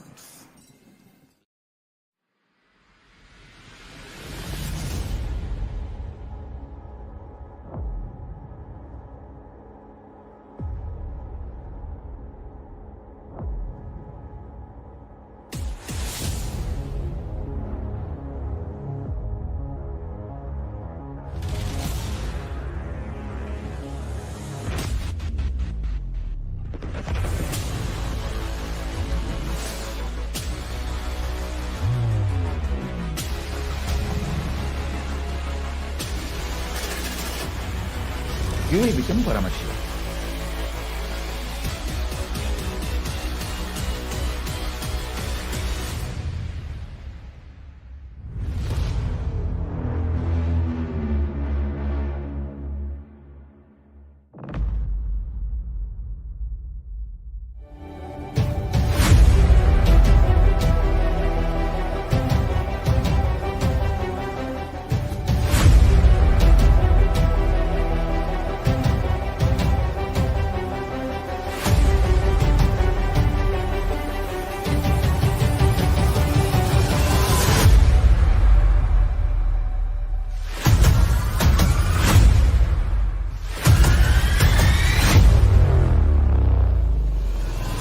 whatever I shared till now, condensing the whole thing and reviving it as experience, starting from completion, unclutching, power manifestation, the states of consciousness, and the planes, multiple planes, everything.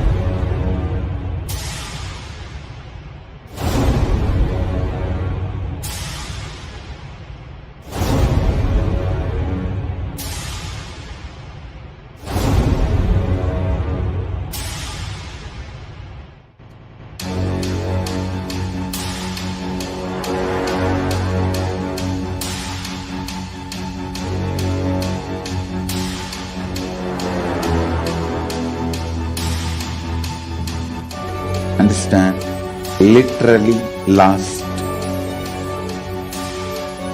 39 years from the age of 5, whatever Paramashiva manifested through teaching, speaking, writing, every way,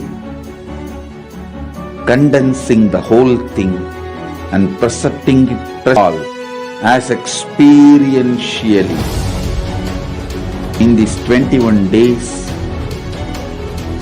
through this Jnana Charya, Jnana Kriya, Jnana Yoga, Jnana Jnana is Mahaparamashivoham. Lifestyle for just Paramashiva.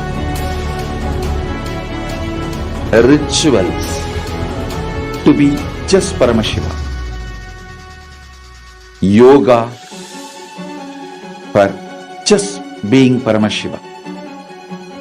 Jnana, just Paramashiva. This Mahaparamashivoham is like literally the ultimate journey in a most safest way.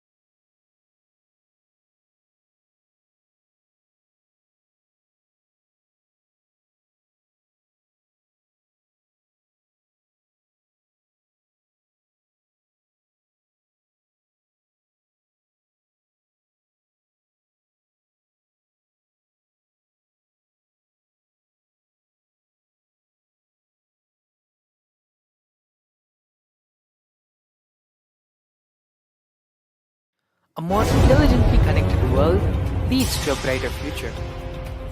An enlightened humanity leads to a better world.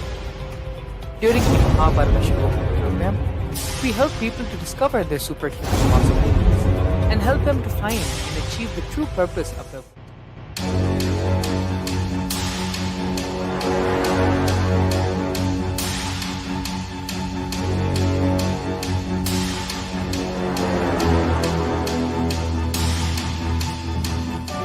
Understand?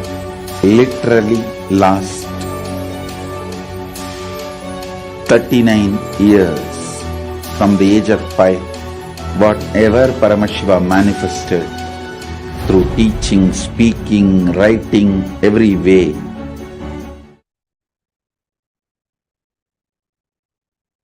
So in this today's segment, we have seen how Paramashiva is one of the wonderful truths about how we can perceive life as auspicious. Just having this one powerful cognition, how we can get rid of all world leads to a bright future. An enlightened humanity leads to a better world.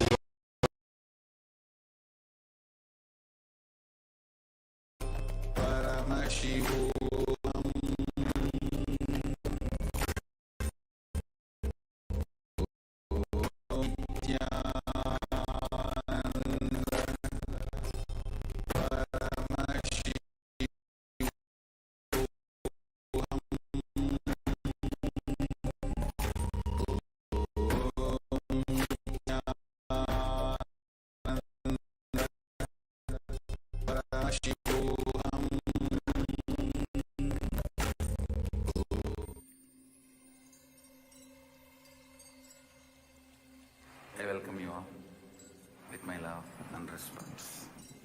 Let you all open all your three eyes. Om Nithyananda Paramashivam.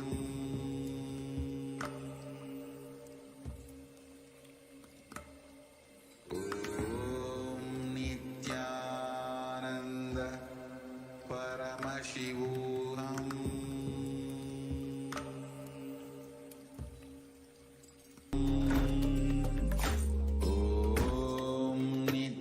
Nityananda Paramashivam.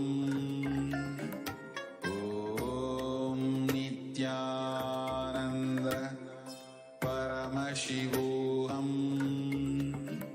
Om Nityananda Paramashivam. Om Nityananda Paramashivam. Om Nityananda Paramashivam. Om Nityananda.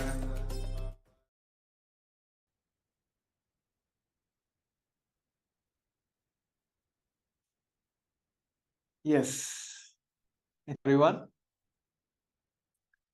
So in the earlier segment, we have seen the supreme founder of Hinduism given as a wonderful truths and powerful cognition to all of us, that many of us are believe that our life is falling apart.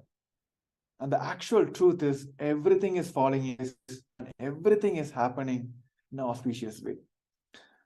So looking at the life today and the current modern society now, the humanity now, the current, especially the youths, are being forced with many fears and greeds today. And the fear and greed become the major problem the current humanity, the current modern youth is facing now. It may be any field, it can be any aspect if you take.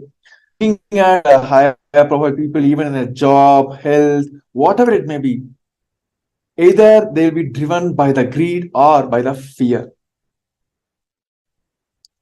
On the other side, the shocking news is there are so much of layoffs are happening across the globe.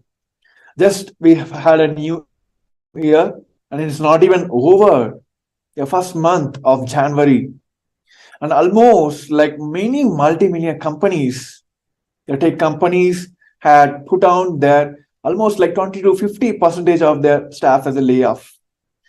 So unemployment's going to be a one more problem this humanity, this modern youth going to be facing now. And there was a one more report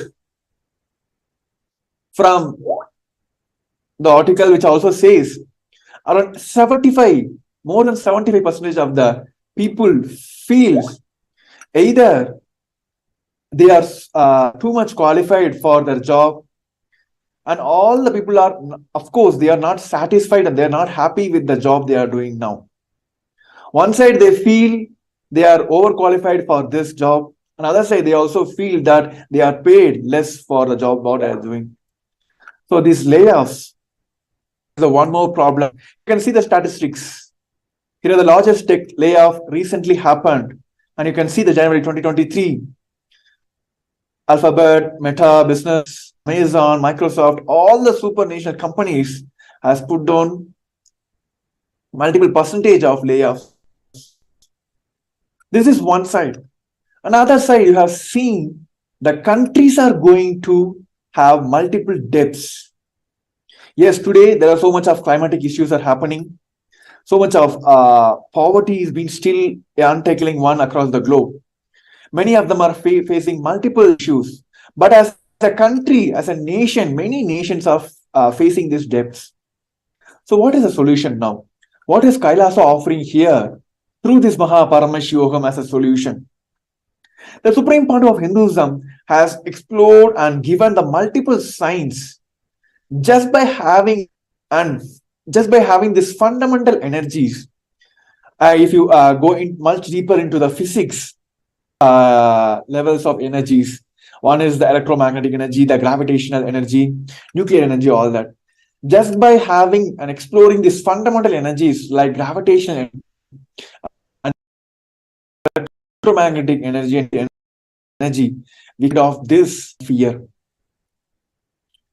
A common man today in this world is always been having this one thing, fear and greed, as their day-to-day problem in their life.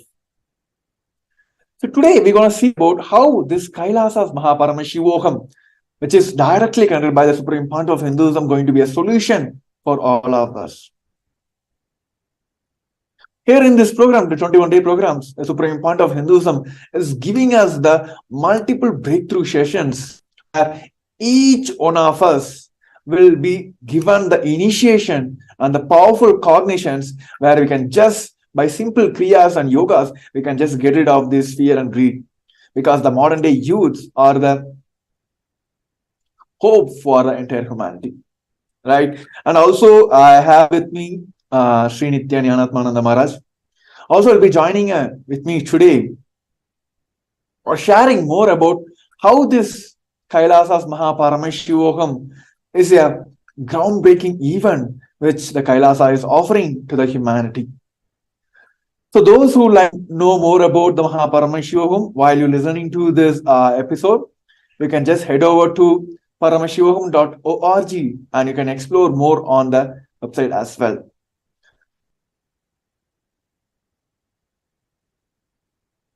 Yes. Now I would like to welcome Sri Nithyananda and like to request him to share more on this. What is special about Paramashivam and how Kailasa's Paramashivam can be a solution for this current modern day youths to get rid of this fear and greed. Nithyananda Maharaj. Yes, Nithyananda Maharaj, thank you so much. So this is the gift the Supreme Pandu of Hinduism is giving. So just by his very presence, just by his darshan, just by remembrance of him, just by giving a listening space, and just by being in that place. So in the Paramashivam series of processes, darshans, initiations, Swamiji gives and supports you with the accompanying knowledge of how to come out of whatever difficulties it is, or what it is you want to manifest in your life, the science of manifestation. So if we look simply at actually, how does the spiritual growth happen for any individual? Bhagavad Gita actually tells us in the second chapter, 61st verse, the Bhagavad Gita says, Tani sarvani samyamya yukta asita matparaha vashehiya sandriyani tasya prajna pratishtita. So the translation for this is, whether you believe it or not, whether you want to understand it or not, you are a person, you are an individual soul, reflecting pure consciousness. So if we look at actually just even how simply the spiritual growth happens. So you are an individual soul reflecting the pure consciousness. So this is our pure possibility to reflect that highest space, because we are a manifestation of an individual soul reflecting that pure consciousness. So we have the possibility, we just need to have the deeper layers, the higher levels unlocked, and strengthen our connection and the manifestation of that superconscious energy in our own individual life. So this is precisely what the Supreme Point of Hinduism does. This is exactly what happens by spending time entangling, connecting with the master. So how does this spiritual growth happen? Swamiji reminds us, your conscious decision to empower the oneness experience is enough for the oneness to blossom in you, the oneness to take over you. It's just declaring your willingness, the conscious willingness. So just saying your yes is enough. And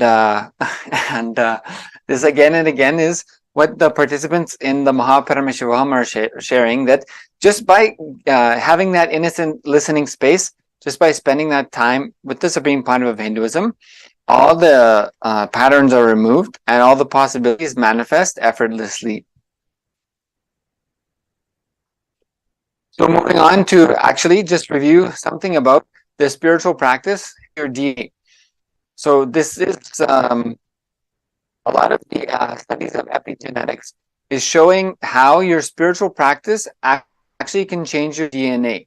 So for example, some of these studies are saying boosted genes had 3 main beneficial effects: improving the efficiency of mitochondria, our house of cells, boosting insulin production, which improves control of blood sugar, and preventing the depletion of telomeres, caps on chromosomes that help DNA stable, and so prevent cells wearing out and aging.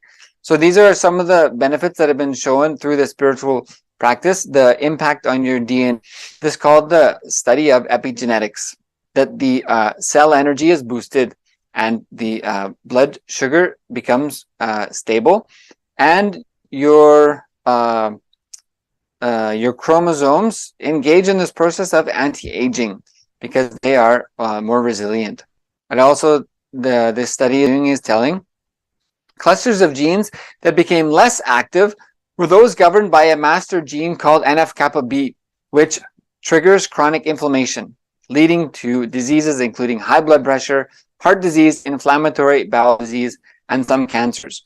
So it's showing that spiritual practice can down-regulate genes that cause inflammation. So by engaging in spiritual practice, we reduce the inflammation, which leads to these various kind of diseases like high blood pressure, heart disease, inflammatory bowel disease, and some cancers. So this is some of the modern science catching up slowly with the Vedic science and the initiations during the Paramashivam from the Supreme Point of Hinduism. Paramashivam.org, you can enter your intention now. So is it possible for me? Is it possible to live a superhuman life in the human body? Does the third eye awakening really exist?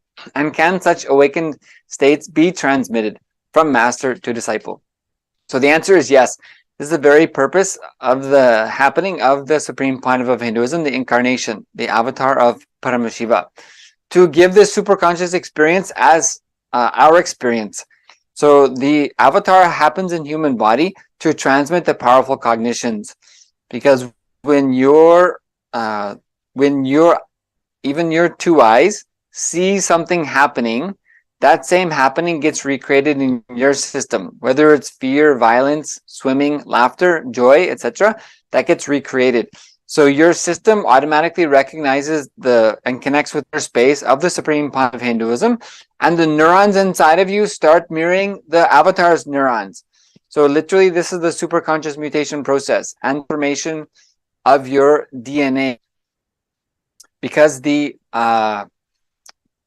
cells start functioning as the avatar's cells function. So it's effortless initiation from the avatar. So this is some of the scientific study done on previous programs, gifts from the Supreme Pontiff of Hinduism, that has seen this increase in cellular energy. So the quotation from the study says, 100% of participants of this particular study recorded a drastic increase in energy levels, average 1300%. Such an increase is clearly impossible through any other known means, such as exercise, yoga, or fitness training, which can affect a maximum of 40% increase in the muscles. To see this in the red or white cellular energy is very unusual. So this is something that modern science has never seen before. Modern science, meaning the last few hundred years, has never seen before. The scientists conducting the study in the 21-day program with the Supreme Pontiff of Hinduism measured this 1300% increase in mitochondrial cell energy, which you get a maximum if you get a 40% increase in the muscular mitochondrial energy. That is a good impact from doing, say, intense gym or yoga. 1300% for all is unheard of, and that in the red or white cellular energy is extremely unusual. So already the Kundalini awakening, initiations and darshans from the Supreme Pontiff of Hinduism during the Paramashivam, these experiences has already been shown to be literally off the charts of what modern science has ever seen. So this is why again and again we hear the participants saying, all these things are happening effortlessly. The transformation is happening without me doing anything. Patterns are simply falling away. And even I have to be careful what I think, because what I think starts happening. So this is the science of traveling to higher lokas.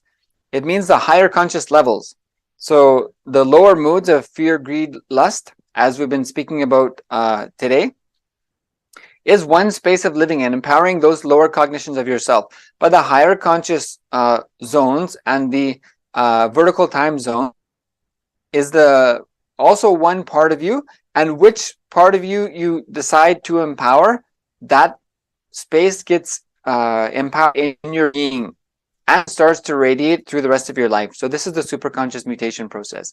The infusion of the cosmic superconscious mutation energy results in quantum entanglement and causes the neurons of the receptor to mirror the space of perpetual completion radiating from the Supreme Pontiff of Hinduism at a biological level. So this is the superconscious mutation process. By empowering the aspects of us in the higher lokas, and by experiencing those higher states of consciousness, and by mirroring the neurons of the Supreme Pontiff of Hinduism during the processes, initiations, and darshans, it literally transforms the neurons and cells of our system. So the mutation happens through the superconscious grace and initiation. So let us hear more personalized experience of how this transformation process happens, and what is the experience of liberation of fear and greed, and various other aspects that happen during the Paramashivam. Just a reminder, paramashivam.org is the simple link to enter your intention. And you can go to actually ecitizen.kailasa.org, and you can register to be an e-citizen of Kailasa, Kailasa, the First Nation for all Hindus, reviving the Enlightenment science for the entire humanity. So paramashivam.org and ecitizen.kailasa.org. Register your intention, whatever it is. See, the whole science Swamiji is giving is your thought, and your intention becomes reality just by a decision. So Swamiji again and again is initiating and empowering us to simply take the actions necessary to manifest your reality. The lower moods, fear, greed, are not required. So let us hear some more first experience from participants from the Paramashivam and these beautiful giftings of Darshan initiations from the Supreme Pontiff of Hinduism, Jagat Guru Mahasannidhanam, Bhagavan Sri Nithyananda Paramashivam. I'd like to now welcome Jared Aya from Ohio in USA to share some of his experiences with the Supreme Pontiff of Hinduism and the Paramashivam. Aya, thank you so much for joining us. Welcome. And if you would just unmute yourself, please, and just give a brief introduction for everyone here. Thank you so much, Nithyanandam. Nithyananda. Thank you. So my name is Jared Fuller. I'm 24. I'm from Ohio, and I was introduced to Swamiji in 2017. So my name is Jared Fuller. I'm 24. I'm from Ohio, and I was introduced to Swamiji in 2017. So my name is Jared Fuller. I'm 24. I'm from Ohio, and I was introduced to Swamiji. I'm having a bit of a lag here. Yes, we're just Okay. Great. We're just reviewing your introduction. So so thank you. And yes, and so you, yes, exactly. And you had participated in not only the Paramashivam, but as you mentioned earlier, 2017 Paramashivam. Yes. Great. Okay, thank you so much. And yeah, so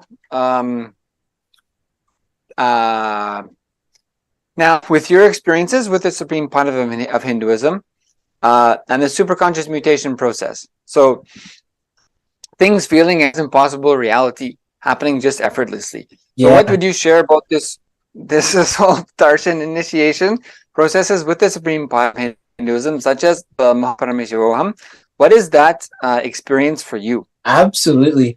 Like, especially in regards to fear and greed, I can say, and to the people who are just now being introduced to Swamiji, I want you to like really listen to this one.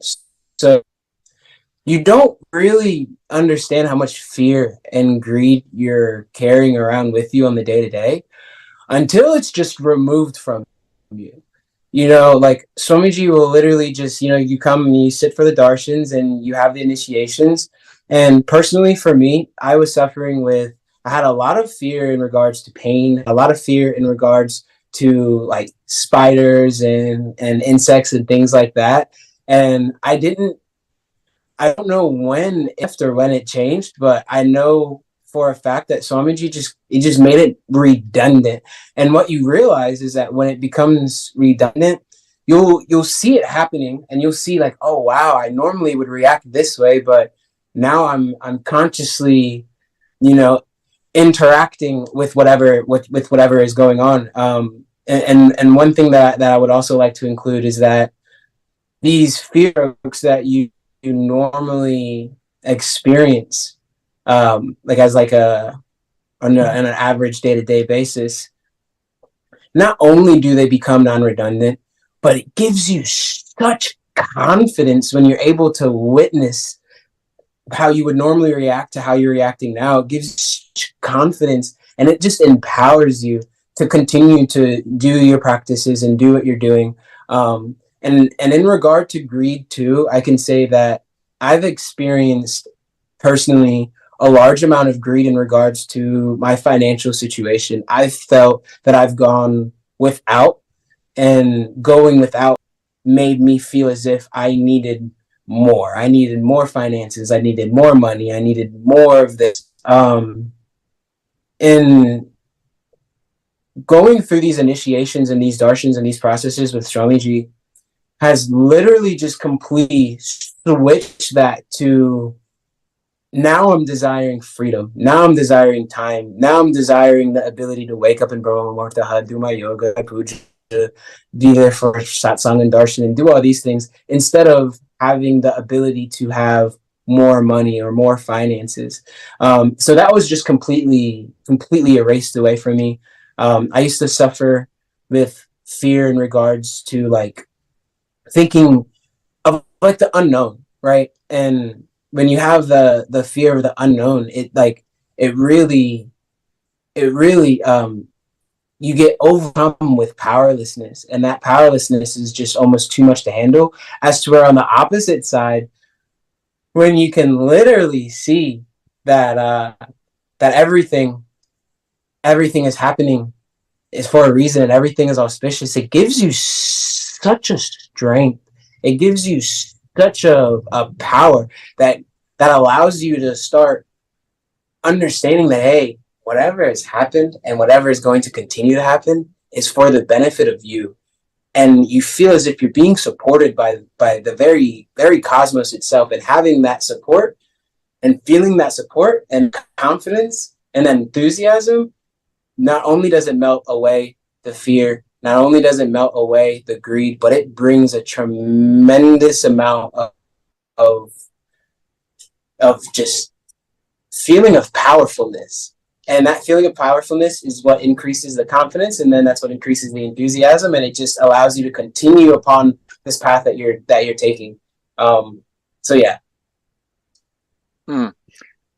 Great. So these are some of that you've been liberated from, as you were mentioning, endlessly through the initiation process. And it's like you don't even really notice, it's like and this is why earlier I said somebody who has just been introduced to Swamiji, you don't really notice the amount of fear and the greed that you're carrying. And the reason why I say that personally is because I had no idea. Like I don't have fear. I don't have greed. And you won't really understand it until Swamiji just makes it non-redundant for you. And then that's when you really realize the baggage that you were carrying.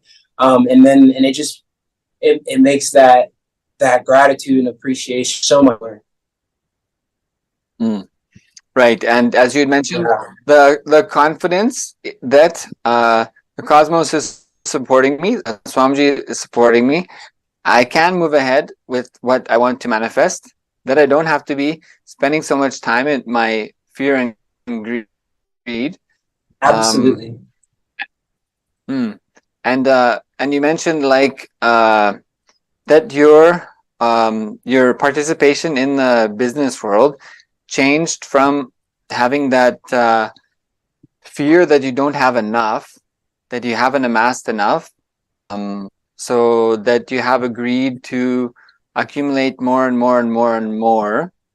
That this is actually a self-perpetuating pattern, so that when I have the cognition, the powerless cognition, that me accumulating more of external things is going to fulfill me. That cognition, that understanding, actually, just saying that is my understanding that something from outside is going to fulfill me. That is actually a very dangerous thought to have. That many people are carrying, especially, I was absolutely one of them, and I mean full-fledged going towards that goal, like full-fledged going towards it. And I would say that another thing is, like, Swamiji not only gave me the confidence to even start the business to begin with, but feeling as if I've gone without so much. Really what I was feeling was, hey, what these other beings are experiencing is more valuable than I'm experiencing. Let me experience that. Right? So that's what it really came down to. But then it has, it just transformed into this, let me align myself to the lifestyle in which suits me. And that lifestyle is, obviously the lifestyle of Kailasa, waking up in Brahma Muhurta, being able to do the yoga, puja, kriyas, all of these things. And so that's been my driving factor ever since the beginning of the Paramashivam program. It has I haven't faulted on it. It's like the Paramashivam program has allowed these darshans has allowed just this simple integrity to grow, and it's just continued to empower me again and again. It's just continued to empower me. So I can't thank Swamiji enough. I can't. There's no way to. But not only do I feel as a very blessed being to be able to have see and witness the transformation, but also to be able to come to others and, hey, look, listen, like I've been there, and where I am now I wouldn't have expected in a million years. And I didn't do anything other than show up and have simple integrity. That's all we really did, you know. And Swamiji just does the rest, and it increases that confidence in Swamiji, in yourself. And let me tell you something. For me personally, understanding that I'm Paramashiva was very difficult. When you feel as if the very fabric of existence itself is your guru, and it's supporting you, and it's helping you, and it's grooming you to essentially be exactly what you want to become, it gives you the strength that, hey, even if I've yet to manifest it, I am Paramashiva. So it's a very beautiful thing. Yes, and that is what this this cognition, understanding, that you mentioned, moving away from fear and greed. So rather than feeling like I need to accumulate more to more external things, that is actually perpetuating this cycle of fear and greed. But actually that your focus had changed to, okay, now let me focus on the things that bring me inner fulfillment, the things that empower me to sustain that fulfillment and to live blissfully in my life. That's a huge shift, actually. Especially for a young person to come from effortlessly the experiences with the Supreme Pandav of Hinduism. A complete shift on looking at life of, okay, all these things I see outside, actually none of them will fulfill me. Let me focus on what brings me inner fulfillment and to work for that. That is a huge transformation. It is. It's a massive transformation that required little effort by my part. Very little effort by my part. Exactly. And I know you had you've had a lot of different beautiful experiences in your life, and in the Paramashivam with the Supreme Pandav of Hinduism. We have a couple minutes. I don't know if you want to briefly share one of your darshan experiences or anything else. I'd love to. Yeah, so actually, this experience that I had recently, so I'm sorry, as I'm thinking about it, I feel as if it's happening again. So I'm sitting for darshan, and I'm just sitting, and I'm having thought. I'm like, you know what, let me just drop from all these thoughts, and like, let me just be, and whatever happens, right? So I'm sitting, and Swamiji comes on beautifully as always, and maybe 20 or 30 seconds go by, and every cell in my being just starts rapidly reverberating. I mean, vibrating at the highest intensity that I've ever experienced in my life, to the point where I didn't even know I had this many cells or this many. I feel as if it felt as if these very, very small things inside of me just vibrated, shaking, and there was a moment where it became so overwhelming that Janat and I was going to literally explode. I feel like I was literally going to just explode in all directions. And I remember I recalled, and I asked Swamiji, I said, hey, Swamiji, this is too much. Like, please lower it. Like, this is too much. And the second I asked that, the very second, it dropped down. And I settled myself and took a couple more deep breaths, and then I asked Swamiji, okay, Swamiji, I'm ready to raise it back up. it never got raised back up again. It never got raised back up again. But I tell you what, I felt as if Swamiji raised my frequency to the exact amount that the being could handle. It was almost as if I was a cup, and you know when you fill the cup up with water, and then you fill it up just a little above the rim of the cup, just a little bit above the rim of the cup to where it's like a tiny bit over the cup, but it hasn't overflown. That was me. I was holding more than I could handle. And it was so intense. It was such a beautiful experience. And yeah, I asked Swamiji to lower it down. The second I did, he did. It just came right down. And I was experiencing, I was like, okay, I'm ready.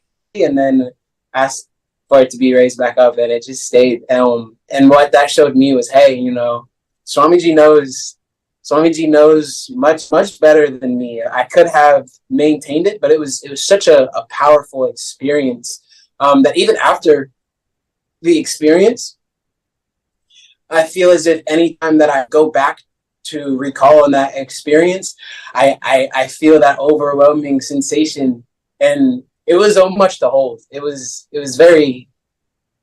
It changed my perspective on everything. After that happened, it was like, okay, whatever happens from this moment forward is purely through the will of Swamiji, and let me allow that to happen. So whether I view it as negative, whether I view it as positive, whether I view it as whatever it is, it goes back to the cognition of earlier, which is everything that happens is auspicious.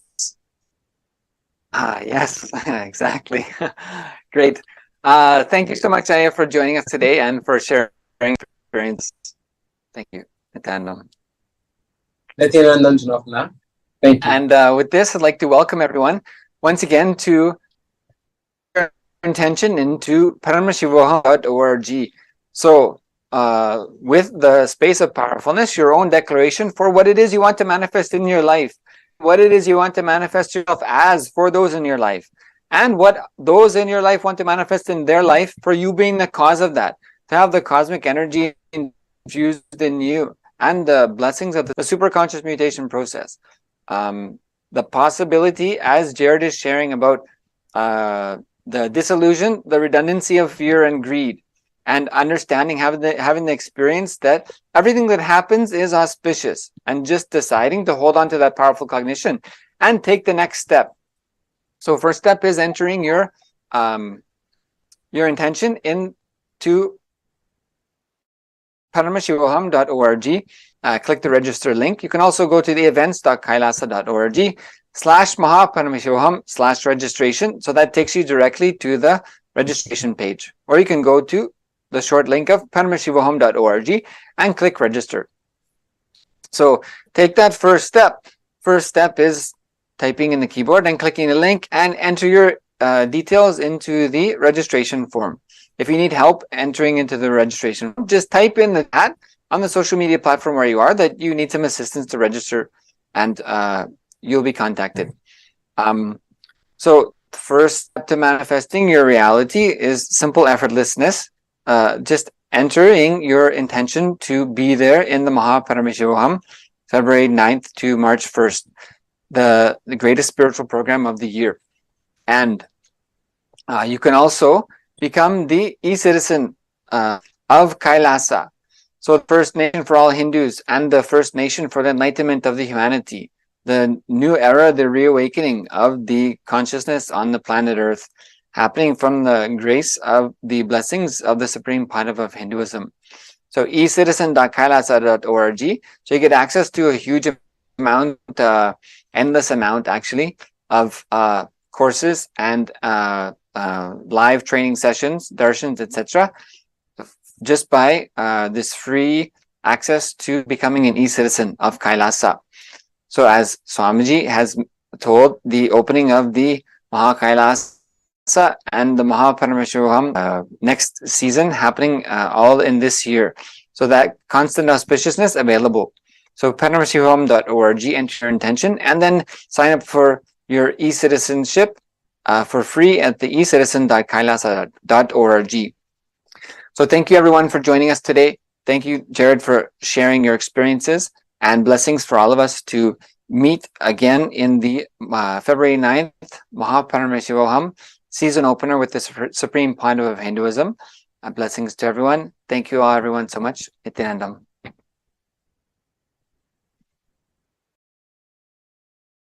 A more intelligently connected world leads to a brighter future. An enlightened humanity leads to a better world. During the Paramashivam program, we help people to discover their superhuman possibilities and help them to find and achieve the true purpose of their birth by giving them the techniques, practices, and methodologies from the Vedagamas, the original source scriptures of Hinduism. The Supreme Pontiff of Hinduism is reviving the ancient original Vedas and Agamas in all its glory, in a user-friendly way for the modern mind. The Supreme Pontiff of Hinduism is transforming human beings into divine beings, reviving, initiating, and replicating the 463 powers from the Agamas revealed by Paramashiva. The Supreme Pontiff of Hinduism is not just giving solutions for every problem man faces, but is making them irrelevant to their lives by transforming human beings into divine beings. Listen. Any argument presented by your mind, body, your present reality to establish you are not Paramashiva. You are not omniscient, omnipotent, omnipresent. Anything presented to prove you are not Paramashiva is illegitimate. Decide this. This is super determinism. Understand? Anything you declare as illegitimate will lose power over you, will die in few days, few minutes, maybe in few weeks, whatever few days, it will not have power over you. Understand? This is the method for sudden enlightenment. This is the method for sudden enlightenment. It happens by the Shaktipada.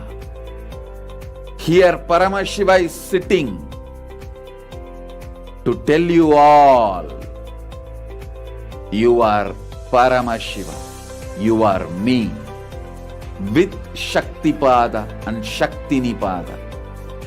The Dvitiya Vijnasa Krama is an extensive and thorough yoga sequence to prepare your body to receive the experience being given by the Supreme Pontiff of Hinduism.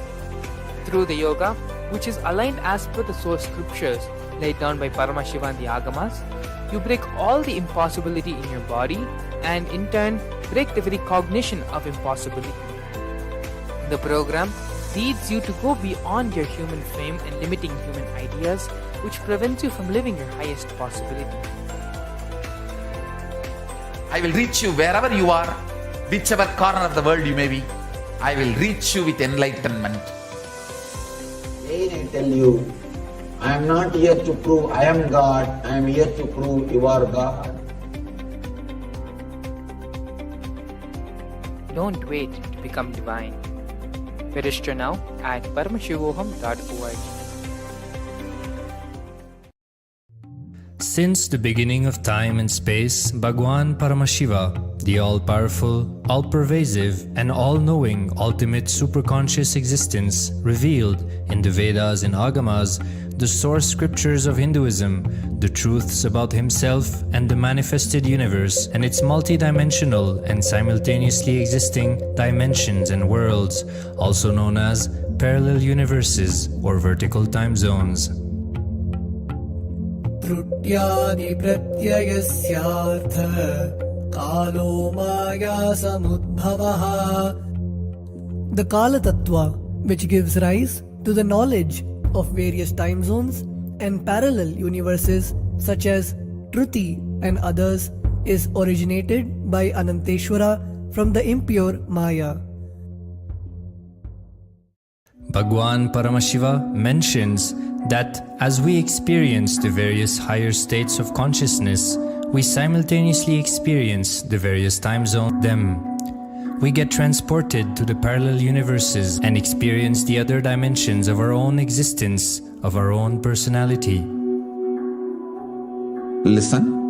Subarloka is all about stable bliss, absolute health and stable bliss. Maharloka is all about the highest peak possibilities. Jana Loka is the place where you can exist in multiple bodies at a time. You experience oneness as the super reality. Tapaloka is that last struggle you go through. Sometimes you know you are Paramashiva, sometimes you just slip off, but again you say, I am Paramashiva. That space is the Tapoloka, an absolute surrender. Whether I am remembering, I am manifesting Paramashivatva, or I am deluded, I surrender both to Paramashiva. When you take that decision, you are lifted to Brahmaloka. You move to the Brahmaloka. The deep surrender lifts you to Brahmaloka. Then from there you move to Parandama, Vaikunta, and Kailasa, then Mahakailasa itself. The key to unlock these parallel universes is hidden in the spine of the human body. Human beings, only human beings on this planet Earth are empowered, hardwired, capable of migrating to parallel universe. Understand? Your spine is not only hardwired, capable of fuel, charged to lift you off to different parallel universes. Sukritan manavo bhutva jnani chen mokshamapnuyat chaturashita-laksheshu sharireshu sharirinam namanusyam vina yatra tattvahanantu labhyate. Of the 8.4 million body forms, the human body is the most important, for it is this form in which one gets knowledge of the essence. This knowledge of essence cannot be attained in any other form other than human. The possibility you have need to be told to you. Understand? Even though animals have spine, because the majority of the time they spend horizontally, the spine is not capable of getting fuel with a subtle fuel called ojas. The ojas need to be filled in your spine, and the kundalini need to be ignited for you to reach parallel universe and different vertical time zone spaces. When our state of consciousness is raised, we start experiencing these higher lokas, allowing the various possibilities and powers available in these universes to start expressing in our own human body. Recently, scientists have discovered that the human body, particularly in the brain, naturally produces light in the form of biophotons, and that when our state of consciousness is lifted, the brain moves from producing a normal 20 photons of light per centimeter square per second to more than 100,000 photons of light per second. That shows us that as we start to experience higher and higher states of consciousness, we start to produce huge amount of light, which is directly proportional and translatable to the amount of possibilities and powers that start to manifest on this plane, as well as the freedom from pains and sufferings experienced by beings in lower states of consciousness. These higher lokas gives you various possibilities, powers. For example, imagine, visualize you going to a different country where the electronic gadgets are easily, freely available. So naturally, everything you can gain through the electronic gadgets will be available to you freely. Same way, Kamadhenu, Karpaka Vriksha, Parijata, all these are like different gadgets, possibilities available in different lokas. Please understand, a permanent, irreversible power manifestation from the upper lokas is possible. Once these possibilities and powers start to express in the human body on the Bhuloka, our plane, we reach a point of no return, where the cognitive shift which happens in us about who we are and what is the reality hidden behind this perceivable world frees us from the deluded ideas we have about ourselves and the life in the cosmos. Your consciousness is empowered to exist in the parallel universe. No force in this Bhuloka, planet Earth, can torture you, abuse you, suffocate you. It is irreversible, permanent enlightenment, irreversible, permanent empowerment. In the source scriptures of Hinduism, the Vedas and Agamas, Bhagwan Paramashiva reveals about the importance of being initiated by a guru who is fit of giving initiation for us to raise into the various states of consciousness and experience the higher time zones.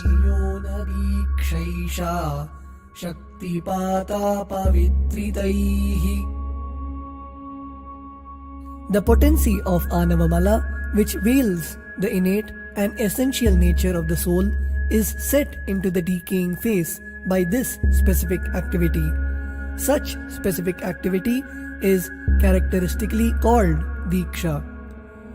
The intimate communion between the blessed one and the blessing one is very rare and difficult to occur.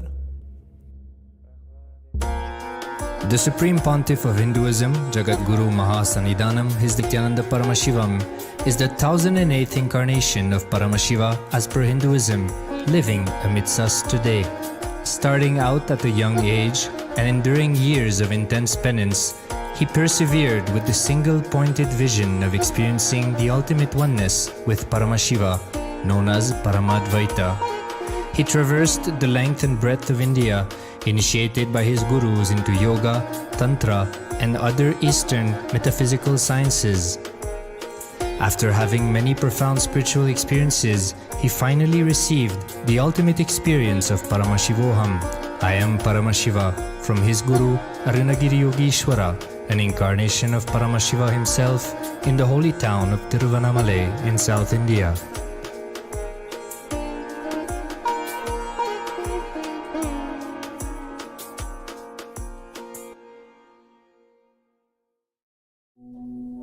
The brain is the body's most complex organ, containing more than 100 billion neurons, each of them in chemical and electrical conversation with up to 10,000 other neurons.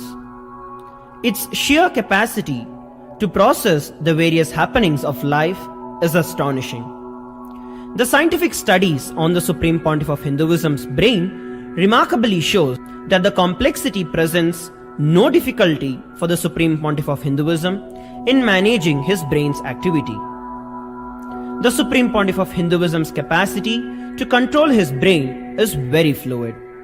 He can easily shift his brain function and alter his brain waves, allowing the travel into various time zones possible and effortless. The results from the scientific studies conducted on the Supreme Pontiff of Hinduism show that the human body and brain is able to choose to alter the body and to travel to other dimensions at will. The possibility for people to experience the healing capabilities as well as the higher states of consciousness is an event of immense benefit for humankind. The science of altering the rates and progression of many physical diseases, mental instabilities, and ultimately the superconscious breakthrough has now been made available and achievable for today's humanity. The Supreme Pontiff of Hinduism is a bridge between the visible and the invisible. He is also a bridge between the age-old world of mysticism and the modern world of discovery. As brain your present reality to establish you are not Paramashiva. You are not omniscient, omnipotent, omnipresent. Anything presented to prove you are not Paramashiva.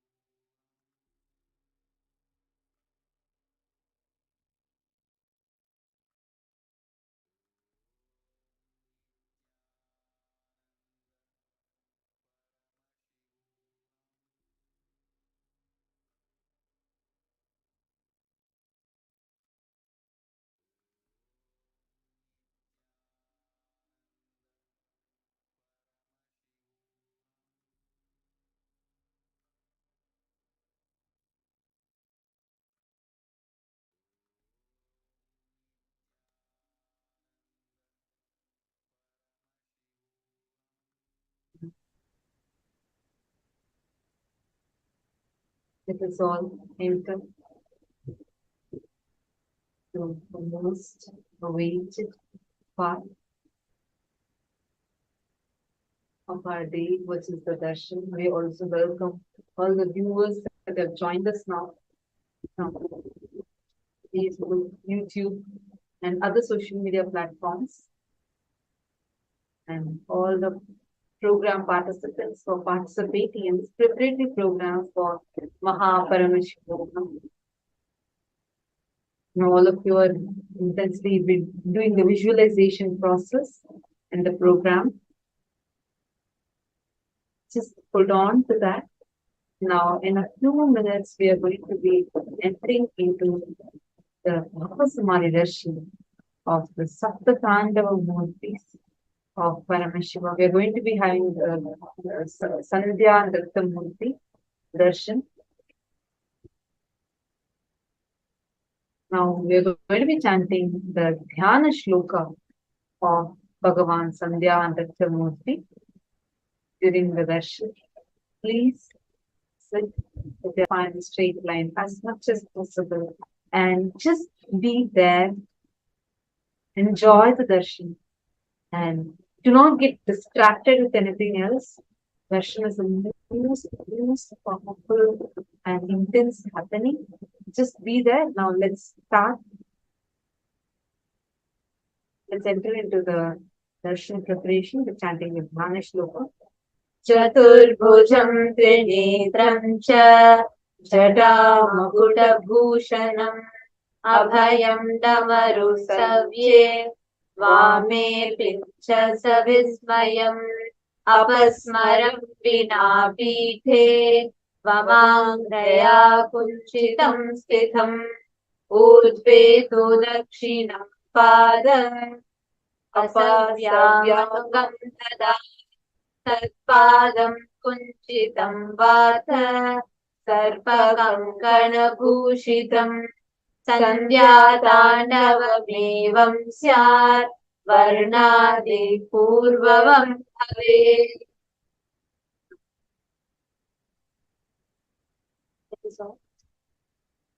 Meditate on this form of Sandhya Nritta Murthy, Sandhya Tandava Murthy.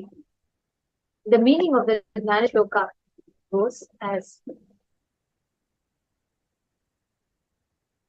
I meditate on the form of Sandhya Nritta Murthy, who has 4 hands and 3 eyes and is adorned with the crown of jatas. In his right hand he holds a Abhaya and Dhamaru. In his left hand he holds a peacock feather. Apasmara is present without a petam. The left leg is bent and is on the apasmara. Right leg is facing upward and that leg is having the serpent as the anklet.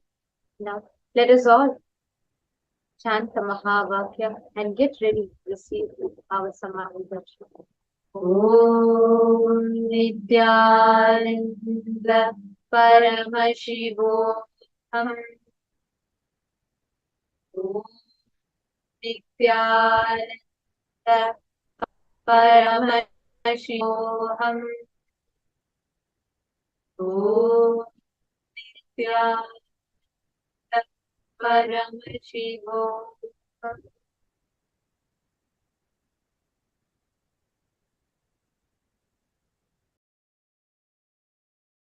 Connecting with the divine with your eyes closed is meditation. Connecting with the divine with your eyes open. Come, let us all now move from meditation to darshan. Slowly, very slowly, please open your eyes.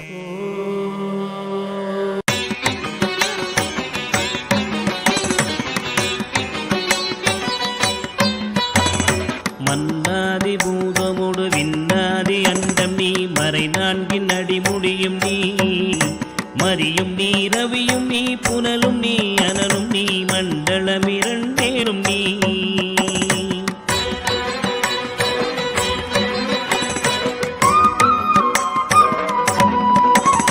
பெண்ணும் நீ ஆணும் நீ பல்லுயிர்க்குயிரும் நீ பிறவும் நீ ஒருவன் நீயே வேதாதி வேதம் நீ பாதாதி கேசம் நீ பெற்ற தாய் தந்தை நீயே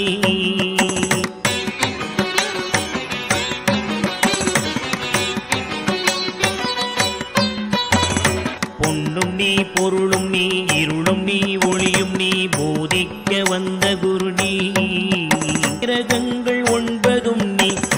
புவனும் நீ.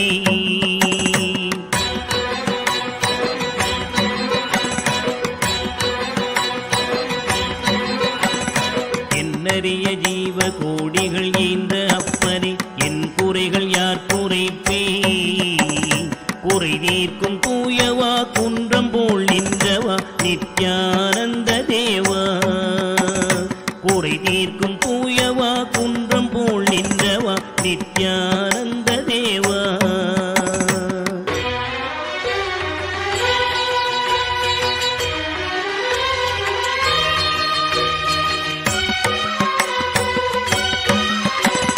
மானாட மழுவாட மதியாட புனலாட மங்கை சிவகாமியாட.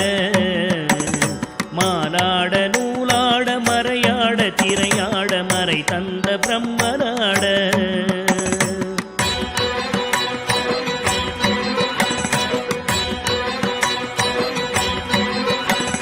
கோனாட வானுலகு கூட்டமெல்லாம் ஆட குஞ்சர முகத்தராட. குண்டலமிரண்டாட தண்டை புலி உடையாட குழந்தை முருகேசனாட.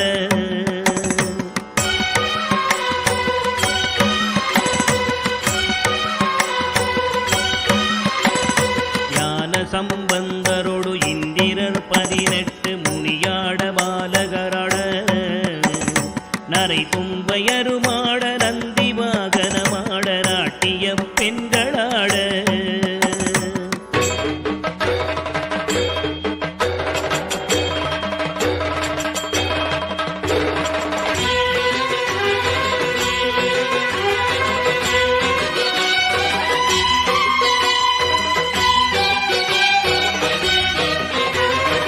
இணையோடு உனை பாட எனை நாடி இது வேளை விருதோடி ஆடி வருவாய்.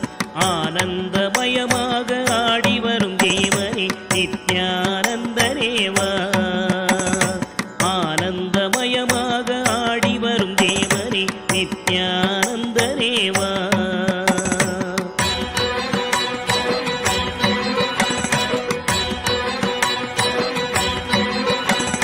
கடலென்ற புவி மீதில் அலையென்ற ஒரு கொண்டு கனவென்ற வாழ்வை நம்பி. காத்தென்ற மூவாசை மாறுதச் சுழலிலே கட்டுண்டு நித்தம் நித்தம்.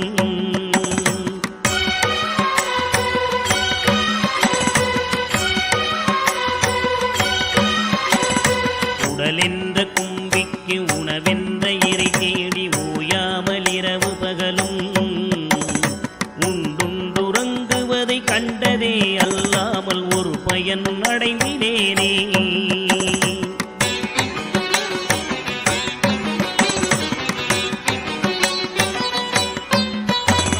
தடமென்ற மிடிகரையில் பந்த மாசங்களெனும் தாபர பின்னலிட்டு. தாயென்று தேயென்று நீ என்று நான் என்று தமிழேனையும் வண்ணமா.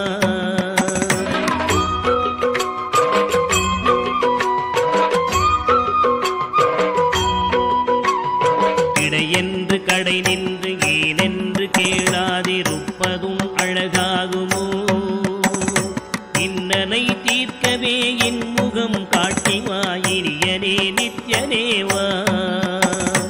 இன்னலை தீர்க்கவே என் முகம் காட்டிவா இனியனே நித்யனேவா.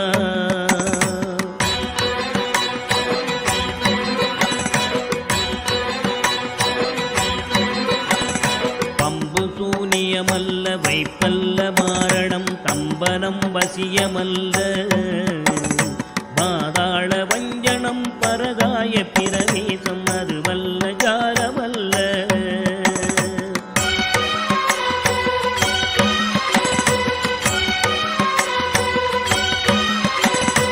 அம்பு குண்டுகள் விலகும் ஒளியும் மந்திரமல்ல ஆகாய குளிகை அல்ல. அன்போடு செய்கின்ற வாதமோடிகள் அல்ல அரிய மோகனம் அல்ல.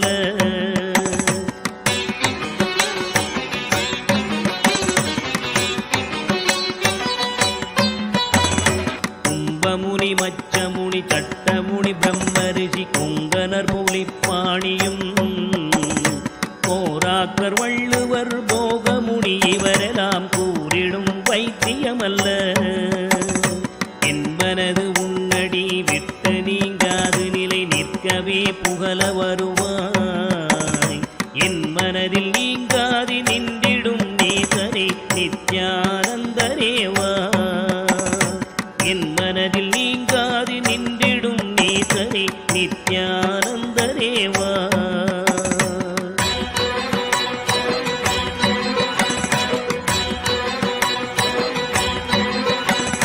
நொந்து வந்தேன் என்று ஆயிரம் சொல்லியும் செவியென்ன மந்தமுண்டு.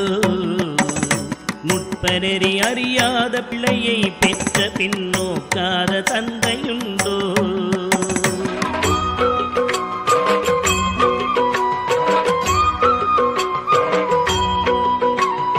தந்தமும் தஞ்சம் என்றடியை பிடித்த பின் தளராத நெஞ்சமுண்டோ. தந்தி முகன் அருமுகன் இரு பிள்ளை இல்லையோ தந்தை நீ மலடுதாரோ.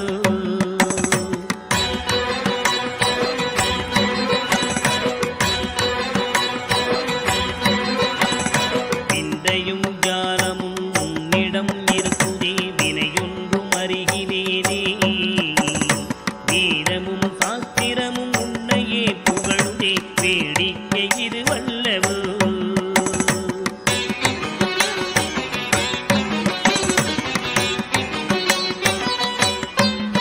இந்த உலகீரேழுமே அளித்தாய் இனிமே நான் உன்னை விடுவதில்லை. எப்பிறவி எடுத்தாலும் உன் பதம் வேண்டுமே நித்யானந்த குருவே. எப்பிறவி எடுத்தாலும் உன் பதம் வேண்டுமே நித்யானந்த குருவே.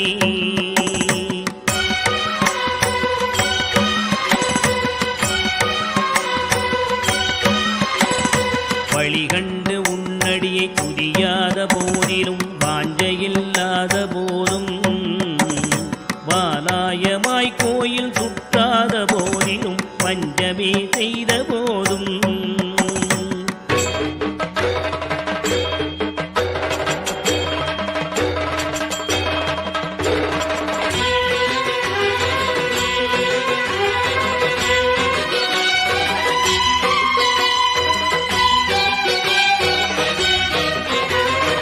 ஒளியகனை முகனை இல்லாமலே பாடினும் மூர்க்கனே முகடான். மோசமே செய்யினும் தேசமே கவரினும் முழுகாகினும்.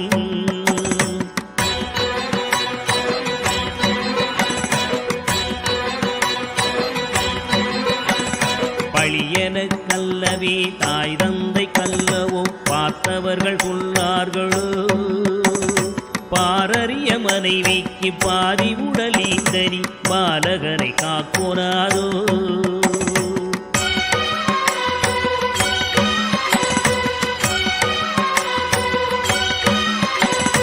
எழில் பெரிய அண்டங்களுக்காய் அமைத்தனி என் குறைகள் தீர்த்தல் பெரிதோ.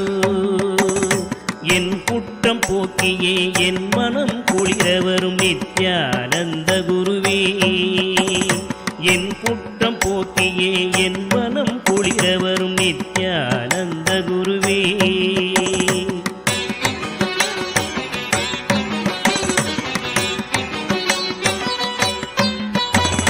அன்னை தந்த கைகள் என்னை ஈன்றதற்கழுவேனோ அறிவிலாதற்கழுவேனோ. அல்லாமல் நான் முகன் தன்னையே நோவேனோ ஆசை மூன்று கழுவேனோ.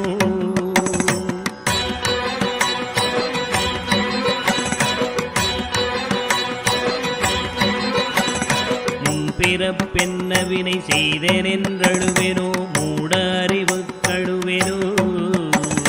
முள்ளிலன் வினை வந்து மூழும் என்றழுவேனோ முக்தி வரும் என்றுணர்வனோ.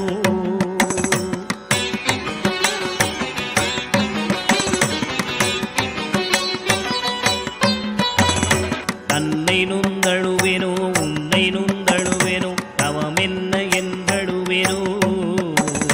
தையலார் கழுவேனோ மெய் வளர்க்கு அழுவேனோ தரித்திர திசை கழுவேனோ.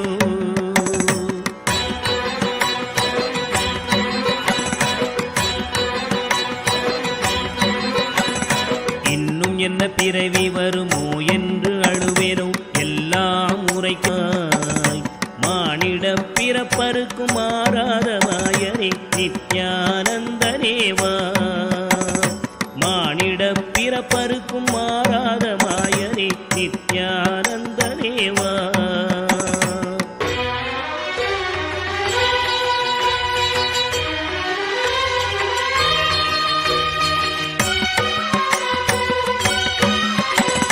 தாயாமுன் மரமீது பூ பிஞ்சறுத்தனோ கண்ணியர்கள் பழி கொண்டேனோ கடனென்று பொருள் பறித்தே வயிறு எரித்தேனோ கிளை வழியில் முள்ளிட்டேனோ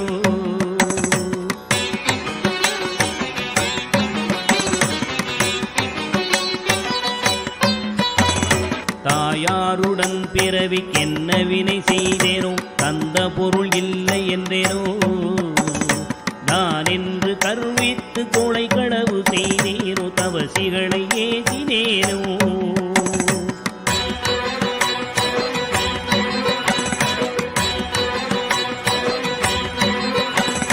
வாயாரப்பை சொல்லி வீண் பொருள் பறித்தேனோ வானவரை பழித்திட்டேனோ வடவு போல பிறரை சேர்க்காதடித்தேனோ வந்த பின் என் செய்தேனோ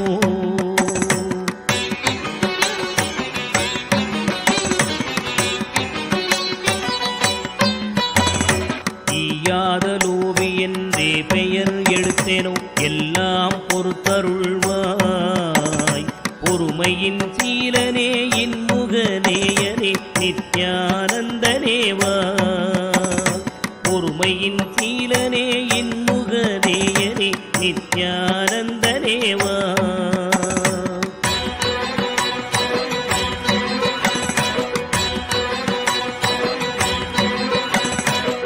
தாயாரிருந்தென்ன தந்தையுமிருந்தென்ன தன் பிறவி உறவு கோடி தனமலை குவித்தென்ன கனப்பெயர் எடுத்தென்ன தாரணியை ஆண்டும் என்ன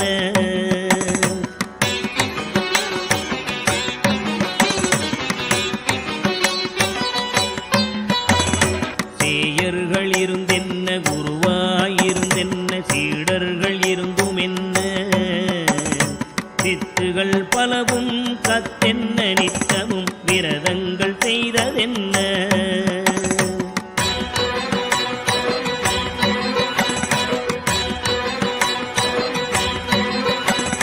நதிகளெல்லாம் ஓயாது மூழ்கினும் என்ன பலன் யமன் ஓலையை தடுக்குமோ இதுவெல்லாம் தந்தையின் உறவென்றுதானே உன்னிரு பாதம் பிடித்தேன்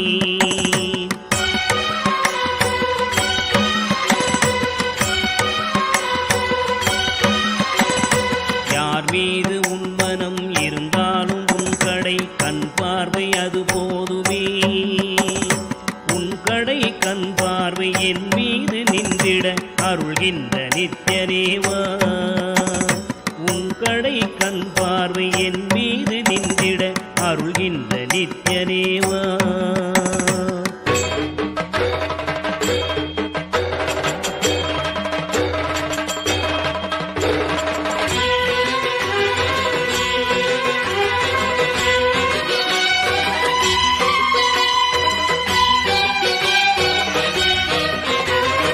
இன்னமும் சொல்லவோ உன் மனம் கல்லோ இரும்போ பெரும் பாறையோ இரு செவியும் மந்தமோ கேளாது அந்தமோ இது உனக்கு அழகுதானோ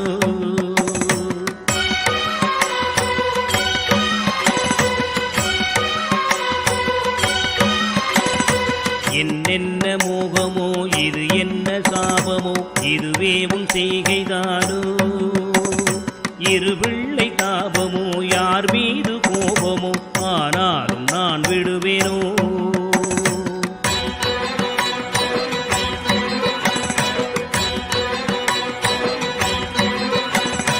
உனை விட்டு எங்கு சென்றாலும் விழலாவேனோ உனை அடுத்தும் கெடுவேனோ இது உன் குற்றம் என் குற்றம் ஒன்றுமில்லை உற்றுப்பார் பெற்றவையா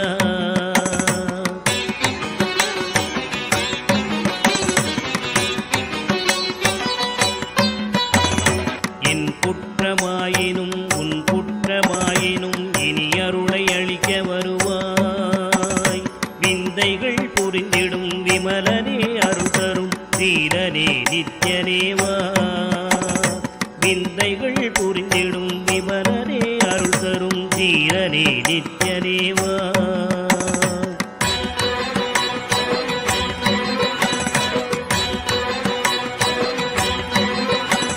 சனிராகு கேது புதன் சுக்கிரன் செவ்வாய் குரு சந்திரன் சூரியன் சற்றெனக்குள்ளாக்கி ராசி 12ஐயும் சமமாய் நிறுத்தியுடனே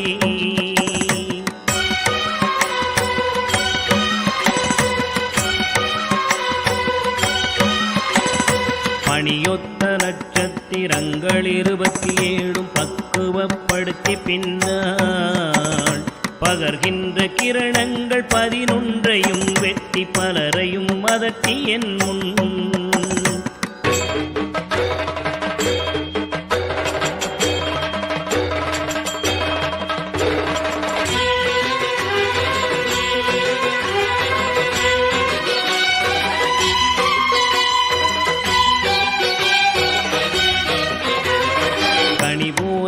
பேசி கெடு நினைவு நினைக்கின்ற கசடர்களையும் கசக்கி கர்த்தனின் தொண்டராம் தொண்டர்க்கு தொண்டரின் தொண்டர்கள் கொழும்பராக்கி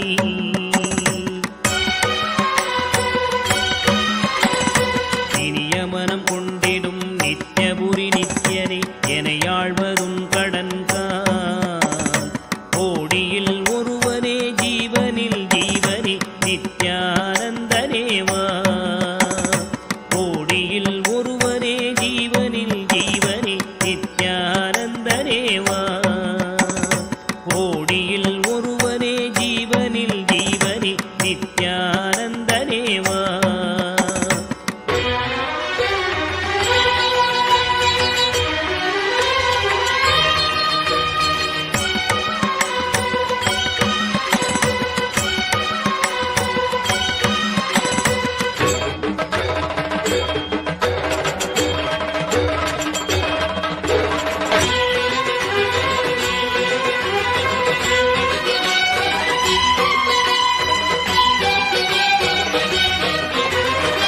நித்யானந்தனேவா